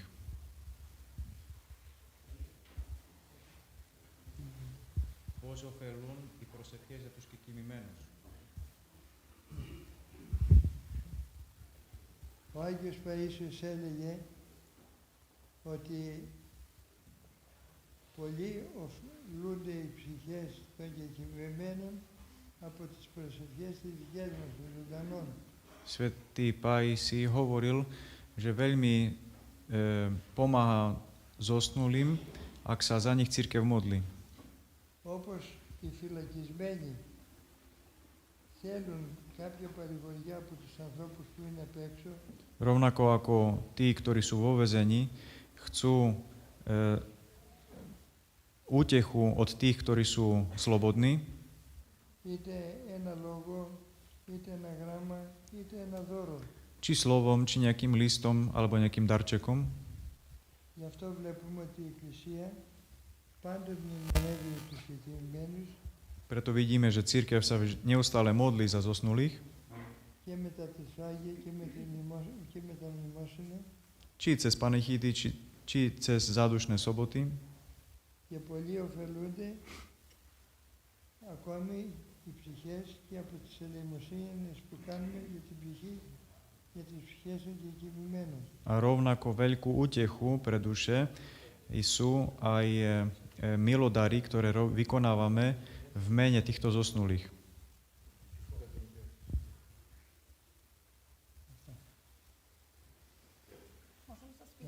Να πω κάτι ακόμη. Εκείνο που είναι εύκολο αμάρτημα, ξέρετε ποιο είναι? Viete, aký je ľahký hriech? Να το πω. Poviem to vám. Η κατάκριση, Veľmi ľahkým hriechom je odsudzovanie, το κουσομπολιό, pletky, είτε με τη γλώσσα, buď jazykom, είτε με το μυαλό, alebo v mysli. από αυτό που βλέπουμε κρίνουμε και κατακρίνουμε, Veľmi ľahko odsudzujeme druhých, ακόμα και με το μορφασμό. dokonca aj nejakým vnemom. Πες πω τι εννοώ μορφασμό. Vnemom, nejakým výrazom v tvári.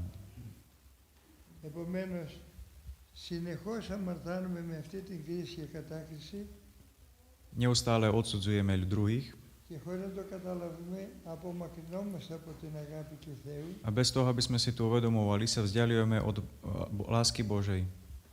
γιατί χρησιμοποιούμε αυτό το γιατί το έπαιξε αυτό, γιατί το έκανες εκείνο, γιατί το έκανε εκείνο, Pretože vždycky používame εγώ δεν θα το έκανα, slova prečo, ja by som to takto neurobil. γι' αυτό και ο Άγιος Άνθιμος από τη Χίο έλεγε Preto svätý Anthimos z ostrova Chios hovoril, το γιατί και το εγώ μας απομακρύνει από το Θεό. slova prečo a ja nás vzdialujú od Boha. Και το γιατί και το εγώ μας χωρίζει από το Θεό.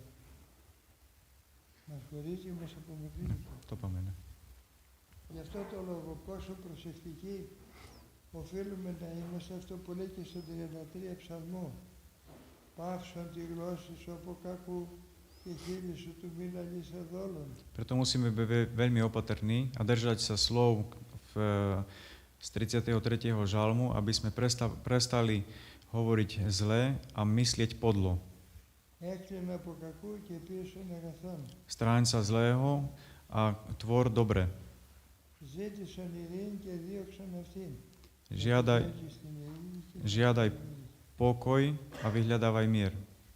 Οπότε ζούμε έτσι αγαπημένα Preto a tak môžeme žiť v láske και έτσι φαινόμαστε ότι αποδεικνύουμε ότι είμαστε παιδιά του Θεού. a takým spôsobom dokazujeme Bohu, že sme jeho deťmi, Γιατί ο ίδιος ο Κύριος λέει, εν τούτο γνώσετε ότι είστε δικοί μου μαθητές, δικά μου παιδιά, όταν έχετε αγάπη μεταξύ σας.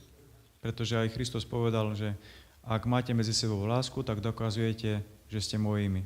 Και όπως έλεγε και ο Άγιος Παΐσιος, A rovnako ako hovoril svätý Pajsi, η ταπείνωση και η αγάπη είναι αρετές αδελφωμένες. tá pokora a láska sú cnosti bratské. Αν χωριστεί η ταπείνωση από την αγάπη, Ak sa oddelíme tieto cnosti, η αγάπη αυτή είναι ψεύτικη. láska vtedy bude falošná. Ή κοσμική από κάποιο συμφέρον και φαίνεται ότι έχει αγάπη. Alebo nejaká telesná, ktorá sa javí byť správna. Με τα μικρόβια της. Alebo telesná, ktorá má svoje mikroby. Έτσι λοιπόν, εκείνο που έχει σημασία, με τη χάρη του Θεού, από τα μικρά να αρχίσουμε να λέμε την ευχούλα, όπως έλεγε η μητέρα του Αγίου Παϊσίου συνεχώς, ό,τι δουλειά και να έκανε, έλεγε την ευχούλα, Κύριε Ιησού Χριστέ, ελέησον με.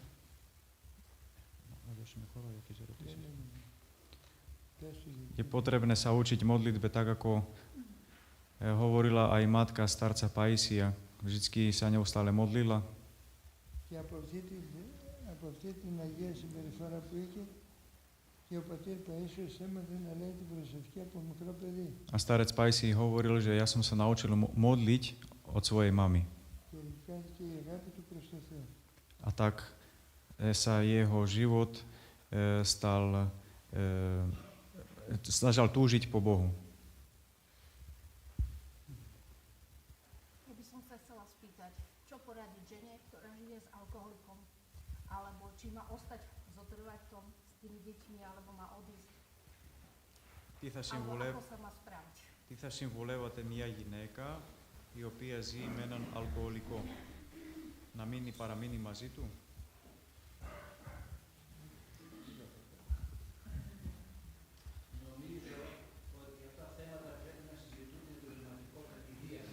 Myslím si, že tieto otázky je potrebné riešiť so svojím duchovníkom.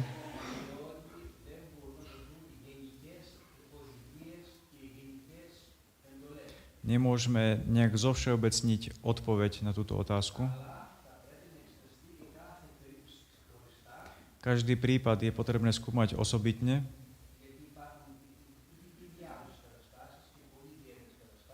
Pretože existujú špecifika v týchto stavoch. A na základe toho potom je možné dať nejakú konkrétnu odpoveď.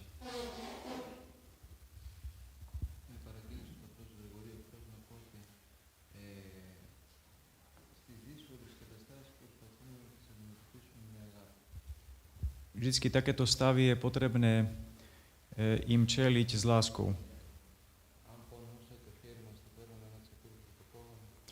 Ak by bolela naša ruka, by sme ju odrezali sekerou?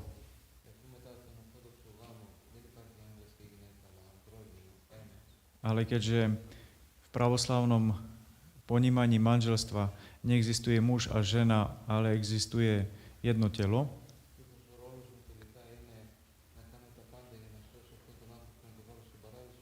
a zdá, mojou úlohou v tomto stave je pomôcť môjmu manželovi, manželke, aby sme boli spasení. Samozrejme, vždycky v medziach, ktoré dokáže človek zniesť a má náležitú duchovnosť, aby dokázal niesť tento kríž.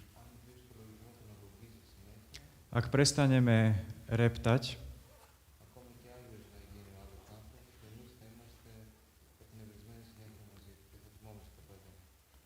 ak človek má takéto stavy reptania, ten, ktorý je vedľa nás, môže byť dokonca aj svätý, ale my stále budeme reptať.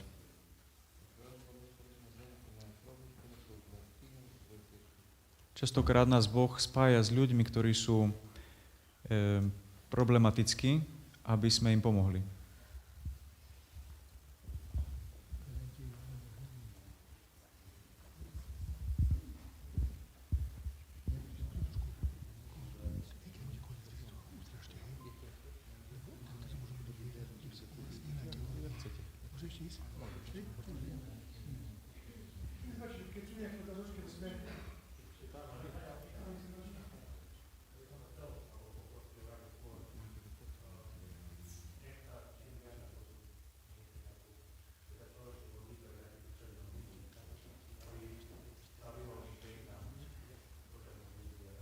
τι θα συμβουλεύατε ώστε να αντιμετωπίζουμε τις ενοχλήσεις την ώρα της προσευχής για να μπορούμε να συγκεντρωθούμε στην προσευχή περισσότερο.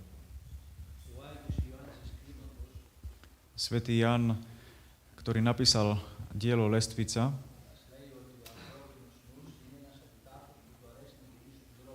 hovorí, že naša myseľ je jeden chuligán, ktorému sa páči chodiť hore-dole. Stačí, aby sme ho chytili za ucho a ho vrátili späť.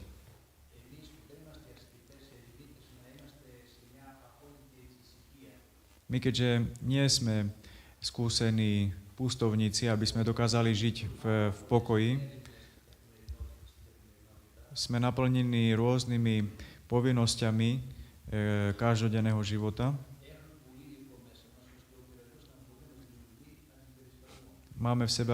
Máme v sebe veľmi veľa informácií, ktoré odputávajú našu pozornosť. Preto pred modlitbou pomáha, aby sme si prečítali nejaký úryvok zo Svätého písma. Pomáha, aby sme si vytvorili pokoj, ticho. Sú to vlastne prostriedky k tomu, aby sme dokázali vrúcnejšie sa modliť. Ale treba vedieť aj to, že my, ak útočíme na diabla, aj on nás bude bombardovať svojimi zbraňami.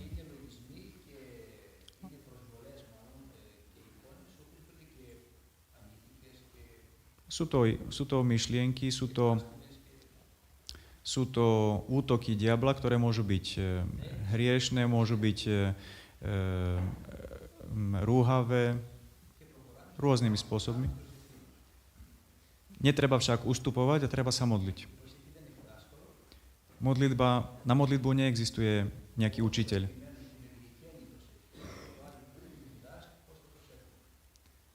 Treba vytrvalosť a Duch Svätý nás naučí, ako sa máme modliť. Netreba prijímať myšlienky, že sú našim produktom.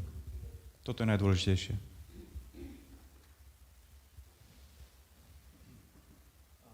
Takže ďakujem vám, otcovia, za túto krásnu propoveď a aj ďakujem vám, oči, za preklad. A ja mám otázku. Ja tiež budem akože česťami čítať. V živote sú situácie, keď dochádza k fyzickému alebo povedzme takomu mírskému vyhoreniu. A ak sme veriaci, tak môžeme aj zažívať duchovné vyhorenie takéto. A to znamená, že nielen únava, ale aj strata duchovných síl. Spočiatka akože nie strata viery v Krista, ale takáto strata energie na duchovný rast a také duchovné zastarenie. Z neurobiológie, z bežného vyhorenia treba vniesť do svojho života nejaké spestrenie alebo pridať niečo nové a zaujímavé pre nás. A čo potrebujeme urobiť, aby nedostať sa k duchovnému vyhoreniu? Ευχαριστώ.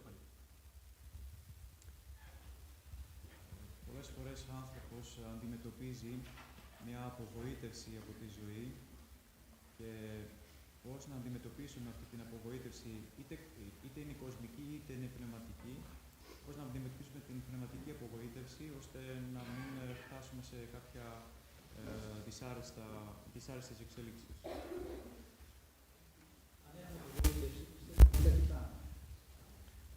Ak máme znechutenie alebo vyhorenie, znamená to, že sme si pomysleli, že sme niečo dosiahli.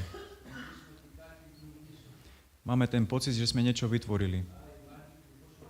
To znamená, že existuje v nás tajný egoizmus, skrytý egoizmus. Veríme vo svoju dokonalosť a nie v diela Božie.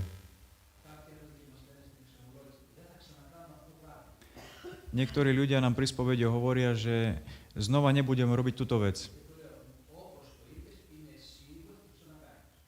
Spôsob, akým si to povedal, je určite jasné, že to znova urobíš. Pretože hovoríš s veľkým presvedčením a egoizmom. a diabol ťa znova zlomí, aby ťa priviedol do znechutenia a beznádeje.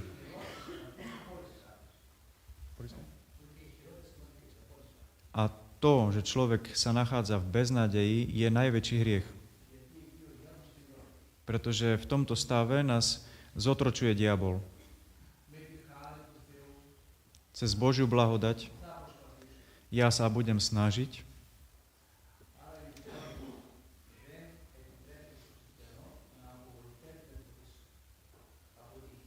tak to treba hovoriť. Treba vždycky sa učiť, že cez naše neúspechy sa učíme trpezlivosti a múdrosti. Mnohé zápasy sa stratia. Je dôležité, aby sme neprehrali vojnu.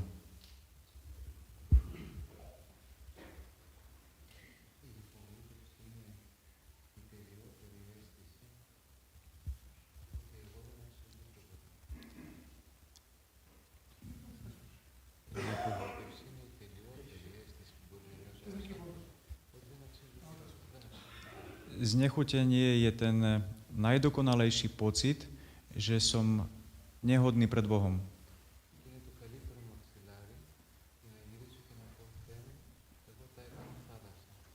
A je to veľmi dobrá príležitosť na to, aby som povedal pred Bohom, že som neúspel.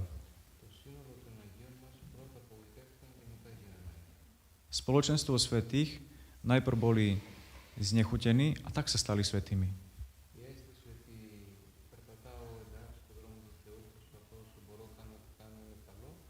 Pocit, že kráčam správne, robím dobré skutky,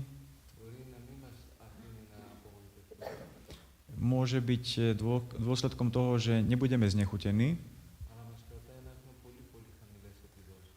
ale nás drží v tom, že máme nízky výkon. Preto je potrebné, aby som cítil úplné znechutenie, že som pred Bohom jedným veľkým nič a vtedy budem schopný skutočne uzrieť Boha.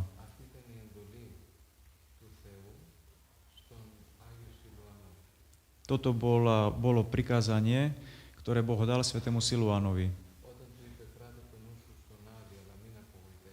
ktorý mu povedal: drž svoju myseľ v pekle, ale nezúfaj.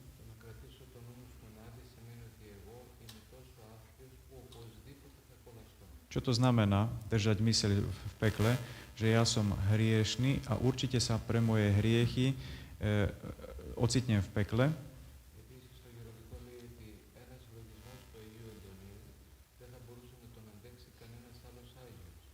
Rovnako sa píše v živote svätého Andona, ktorý v knihe o múdrosti starcoch sa píše, že myšlienky, ktorým čelil svätý Anton Veľký, by nemohol vydržať nikto z nás.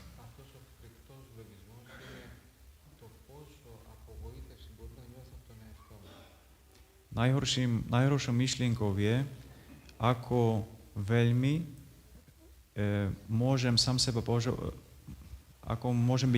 nakoľko môžem byť ja sám znechutený.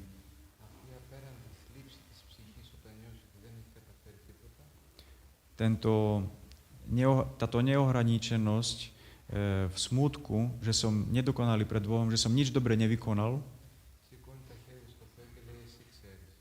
vtedy sa človek postaví pred Bohom, zdvíha ruky a hovorí: Bože, Ty vieš.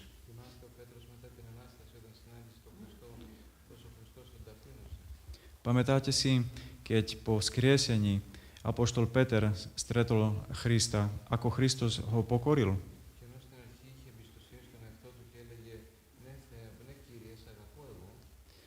Pred vzkriesením apoštol Peter hovorí, že mám ťa rád.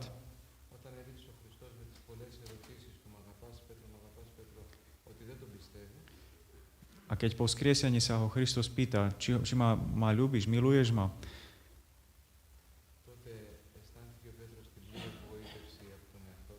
vtedy Peter si uvedomil a a bol zúfalý sám zo seba, δεν είπε άλλο, εγώ σε αγαπώ Κύριε, nepovedal nič iné, povedal len, že milujem ťa, αλλά είπε, εσύ ξέρεις, ale doplnil, ty vieš. εσύ γνωρίζεις αν σε αγαπώ. Ty vieš, či ťa milujem alebo nie.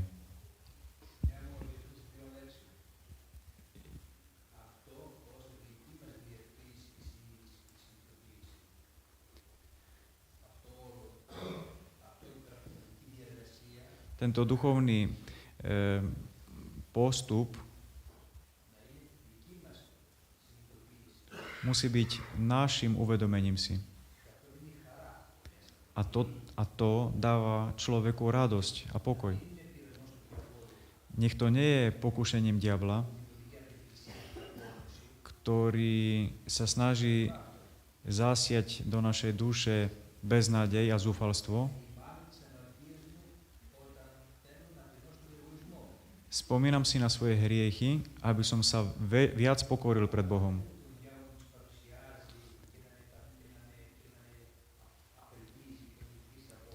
Ale nedovolujem diablovi, aby mi tieto moje hriechy pripomínal kvôli tomu, aby ma privedol do zúfalstva. Áno, treba prijať to, že som taký, som hriešný, som nehodný, ale verím v to, že Boh ma spasí. Otcovia, môžem sa spýtať na čo? Že naša pravoslavná cirkev nám hovorí, že sa máme modliť len po starosloviansky. Že či to je hriech, keď sa modlíme po slovensky. Εδώ στα μέρη μας ακούμε από μερικούς που μας λένε ότι ο Θεός ακούει μόνο την προσευχή στα παλαιοσλαβωνικά και όχι στα σλοβάκικα. Κοίταξε, αν ο Θεός δεν ξέρει πολλές γλώσσες, τι να σου πω εδώ πέρα. Keď uveríme tomu, že Boh nevie všetky jazyky sveta, neviem, čo vám mám povedať na to. U nás v Grécku počuje všetky jazyky.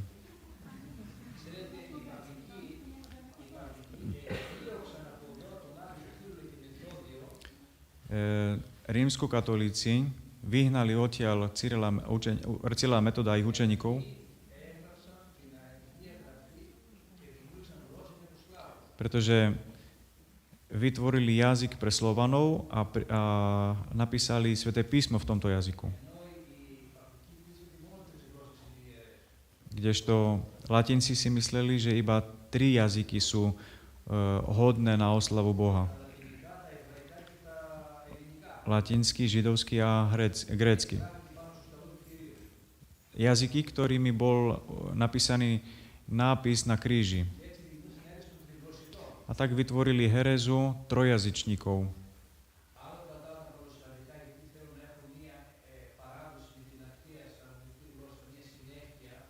Jedna vec je, že udržujeme cirkevnú slovanštinu ako prameň našej histórie. A druhé je veriť tomu, že Boh mi nerozumie, ak sa k nemu modlím iným jazykom. Aj my v Grécku používame starogrécky jazyk pri modlitbách, pretože sme si vedomi toho, že preklady menia bohatstvo a obsah tých modlitieb, stráca sa krása týchto hymnov,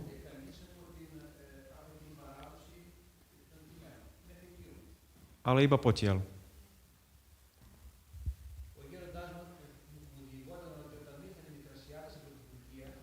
Pamätám si na môjho starca, ktorý nám hovoril, keď prišli prisťahovalci z Malej Ázie, keďže v Malej Ázii, v niektorých oblastiach, Turci nedovoľovali Grékom, aby používali svoj jazyk. Ak niekto hovoril grécky, tak mu odrezávali jazyk. Mnohí z týchto prisťahovalcov hovorili iba turecky. Ale boli veriacimi. Vytvorili si medzi sebou spôsob písma, kde používali grécke písmo, ale písali turecky. A modlili sa turecky. A mnohí z nich sa stali svätými.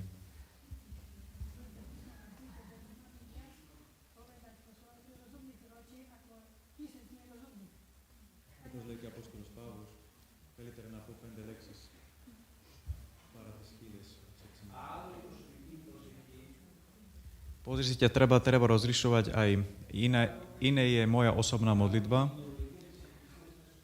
a iné je spoločná modlitba v chráme.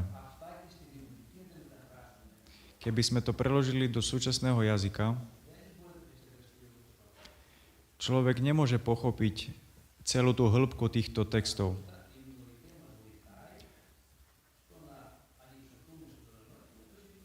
Ale celá tá atmosféra, všetky tie melódie nám majú pomáhať k tomu, aby my sme duchovne vystúpili do nebies. A je potrebné, aby naša myseľ pochopila hĺbku týchto textov, nielen slova. Môžeme ľahko povedať. Mír všim. Poviem pokoj všetkým. O aký pokoj sa jedná? A tam je potrebné urobiť veľké vysvetľovanie, na čo nemáme čas teraz.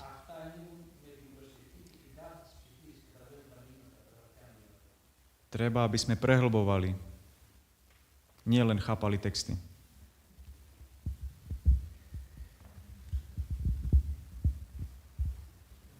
Tak čo vezme Kipor a pomaličky ešte uvažujem niekedy náhodou nejako troška, keď sme mohli ukončiť, lebo pod sebou máme pred sebou ďalšie naše povinnosti voči Kipore, nech sa páči. Ako sa vyrovnať s chorobami alebo smrteľnými chorobami v našich dětí? To znamená, aby to píšeme tým nasténiach, tie nasténie to na kapitolu máš prúšoku.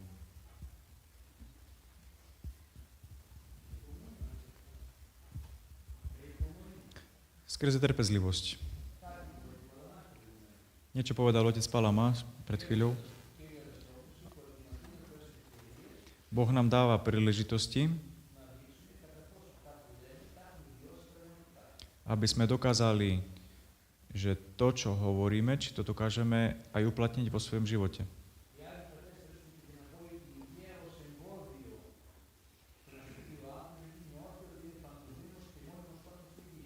Svätí považovali zdravie za prekážku k spáse, pretože takto sa človek považuje za všemocného.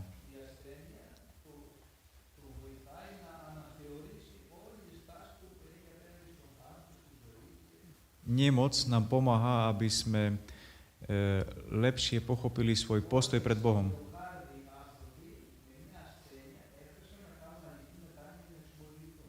Len zoberte si, koľkí ľudia, ktorí mali tvrdé srdce, skrze nemoci spoznali Boha a pokorili sa.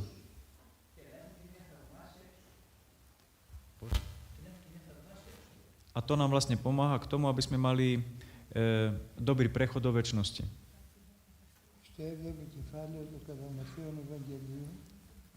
V Evangeliu podľa Matúša v 7. kapitole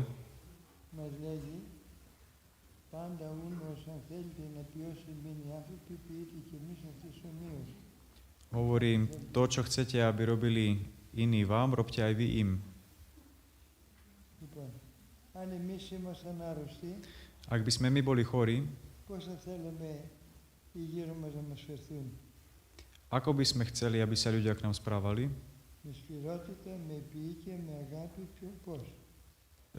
Aby nám čelili tvrdo, aby boli nám suroví, a s láskou, ako by sme chceli.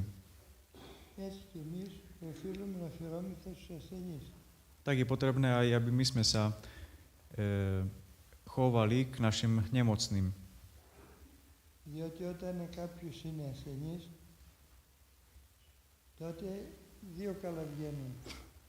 Ak je niekto nemocný,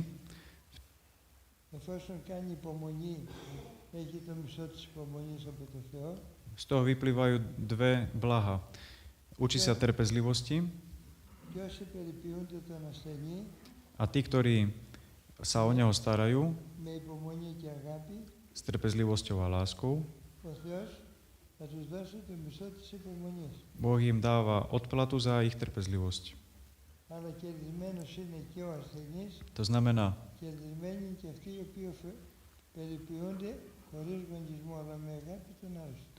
obaja sú tí, ktorí niečo z toho získali.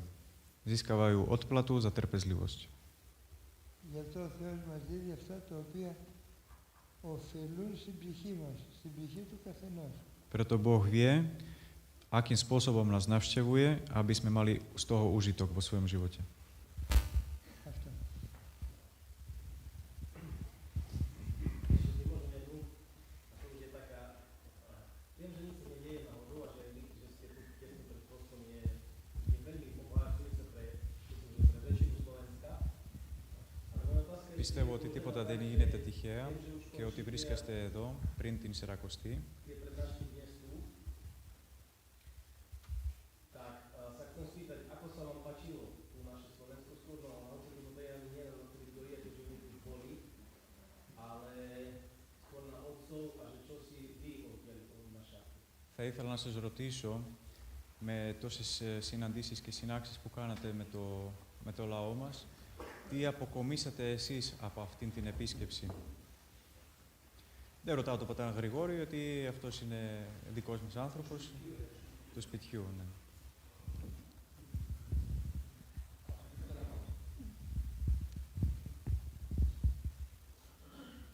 Από την πρώτη στιγμή που ήρθαμε είπαμε ότι δεν έχουμε να πούμε κάτι καινούριο σε εσάς, τους χριστιανούς της Σλοβακίας.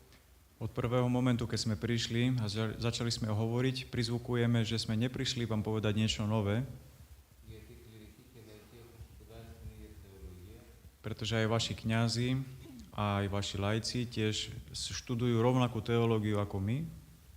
υπάρχουν βεβαίως διάφορες δοξασίες και πλάνες όπως και επιρροές κακές όπως σε όλους τους λαούς και στον ελληνικό λαό. Aj u nás v Grécku existujú rôzne iné odvetvia, ktoré oslavujú velebia. Νομίζω ότι η χρυσή εποχή της Εκκλησίας είναι όταν η Εκκλησία διώκεται. Ale som presvedčený o tom, že zlatým obdobím pre cirkev je obdobie, keď je cirkev prenasledovaná. Αν ήταν όλα τέλεια και φτιαγμένα και υπέροχα, Ak by bolo všetko úžasné, vynikajúce, θα υπήρχε λιγότερη χάρη. vtedy by existovala menšia blahodať. Προσωπικά εξομολογούμε ότι ένιωσα πολύ έντονη χάρη Osobne vám musím vyjadriť to, že cítil som zvláštnu blahodať, όταν λειτουργηθήκαμε εδώ σε έναν πάρα πολύ πρόχειρο ναό. keď sme boli účastní na jednej liturgii v jednom provizornom chráme. Και ένιωσα όπως στην εποχή του οι χριστιανοί πήγαιναν στις κατακόμβες, A cítil som sa, ako sa cítili prví kresťania v katakombách, kedy boli prenasledovaní. είστε στην εποχή που εσείς εφόσον διώκεστε, είσαστε στην καλύτερη σας εποχή, στην καλύτερη σας κατάσταση. Vy, ktorí tu žijete a vás prenasledujú, žijete najlepšie obdobie cirkvi. Όταν φτιάξετε ένα πιο ασφαλές και καλό περιβάλλον για την επόμενη γενιά, Keď vytvoríte jedno bezpečnejšie prostredie pre budúcu generáciu, εκείνη θα είναι λιγότερο θερμή και περισσότερο αδιάφορη. táto generácia bude menej vrúcnejšia Αδιάφορη. a Αδιάφορη. ako? A ľahostajný. Αυτά όσο αφορά το θρησκευτικό συναίσθημα. To, čo sa týka toho náboženského prežitia. Όσο αφορά τη φιλοξενία σας, τα πρόσωπά σας, την αγάπη σας, τη φιλία σας, είμαστε απολύτως ενθουσιασμένοι. Čo sa týka vašej pohostinnosti, sme veľmi milo prekvapení. Θα ήταν χαρά μας να συνεχίσει μια πραγματική και εγκάρδια φιλία. Našim želaním je, aby sme pokračovali v tomto srdečnom priateľstve Είτε εσείς να έρχεστε στα αγιάσματα της Ελλάδας, a budeme radi, ak budete vy prichádzať taktiež na naše územie, είτε όταν νομίζετε ότι εμείς κάτι μπορούμε να συνεισφέρουμε στον αγώνα σας, να ερχόμαστε κι εμείς. alebo ak si myslíte, že môžeme niečo priniesť k vám, budeme s radosťou prichádzať. Σας ευχαριστούμε πολύ για την πρόσκληση. A vám veľmi pekne ďakujeme za toto pozvanie. Otázky, ktoré nech budú prísľubom do možno ďalšej spolupráce. Että huomaatte näin ja ainakin aluksi kiinni ja että ne kolmeni synergia. A bude možno i pozvánkou na ďalší váš príchod tu na Slovensko.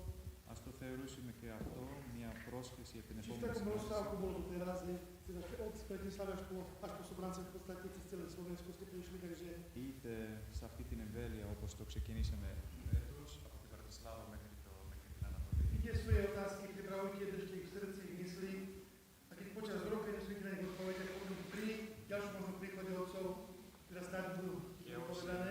Όσοι έχετε και άλλες ερωτήσεις, κρατήστε τις και όταν ξαναβρεθούμε θα απαντηθούν. Otcov Patriarcha vďaka za ich námahu počas celého týždňa teda, keď rozprávali takto s mnohými ľuďmi na Slovensku a keďže sa Συναντήθηκαν με πολλούς ανθρώπους. približí ten čas, keď oni potrebujú odísť späť domov, pretože čakajú na ďalšie bohoslužby v sobotu, pretože sobota, kedy my sa modlíme doma, ale takisto samozrejme doma za svojich hostúliek, načítajú modlitby, za upokoj týchto duší, za ich spásu, takže budeme mať svoje povinnosti. Prosba k vám, pri vašich večerných modlitbách sa modlite za otcov, ktorí v noci cestujú, aby ráno mohli stíhať skôr pešky na letisku, lietadlo a šťastie sa vrátiť domov, takže kto má lásku k týmto ľuďom, tak samozrejme pár slov teda za ich šťastnú cestu, za ich šťastný návrat a samozrejme srdečné slova vďaky za tú námahu, za prednesené slova, za tú skúsenosť, ktorú rozdali, pretože pravoslavní si teda poznali len teda umom, len teda sa naučiť, kto bol Kristus, kto bola Bohorodička, ale hlavne tú skúsenosťou pocítiť Krista v sebe, pocítiť teda vieru v sebe a nádvoru prejaviť v tom konaní tých skutkov, ako bolo povedané, že viera bez skutkov je mŕtva, takže snažíme sa čítať i Sväté písmo, odporúčanie, čítať životy svätých, odporúčanie a ďalšie veci, ktoré zazneli, nech padnú na úrodnú pôdu a nech priniesú tie plody dobrého, pokojného kresťanského života.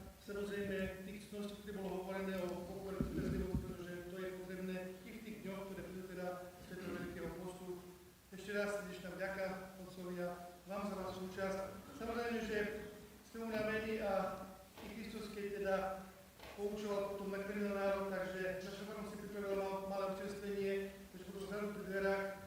Kto ste zďaleka, kto sa ponúknuť, či vodiči, nejaké niečo zakúsiť zahryzť, aby ste sa v síle vrátili domov a potom pokračovali v ďalších svojich povinnostiach, či už aj v práci a kde-kto pôsobíte, aby ste teda mali dostatok tých duchovných telesných síl plniť svoje povinnosti, tak ako teda stojíme pred tvárou Hospoda Boha, plníme to, čo nám teda Boh požehnal, čo nám Hospod Boh dáva. Ešte raz počujem. Aj my ďakujeme a v mene otcov vám chcem povedať len toľko, že majú pripravené nejaké ikonky, ktoré vám chcú odovzdať pre vaše posilnenie vo vašom zápase. Jednou z ikoniek bude, môžeme povedať, ikona starca otca Pálamu, nebo jeho otca Efrema, ktorý sa predstavil minulého roku, ktorý zasvetil svoj život, aby sa naučil milovať Krista. Jeho koniec bol v ťažkej chorobe rakoviny a v posledné dni svojho života, keď mu bolo veľmi ťažko, neustále opakoval modlitbu Christé môj, milujem ťa. Christé môj, milujem ťa. A to boli posledné slova, ktoré sprevádzali jeho pozemskú puť. A na tejto ikonke, ktorú vám otec dá, je jeho prstom, keď už bol v poslednom štádiu a už nemohol ani rozprávať, vtedy mu doniesli jeden tablet a pýtali sa ho, čo chceš posledne povedať svojim duchovným deťom v tejto chvíli. A svojim prstom napísal práve to, Christé môj, milujem ťa. Len toľko.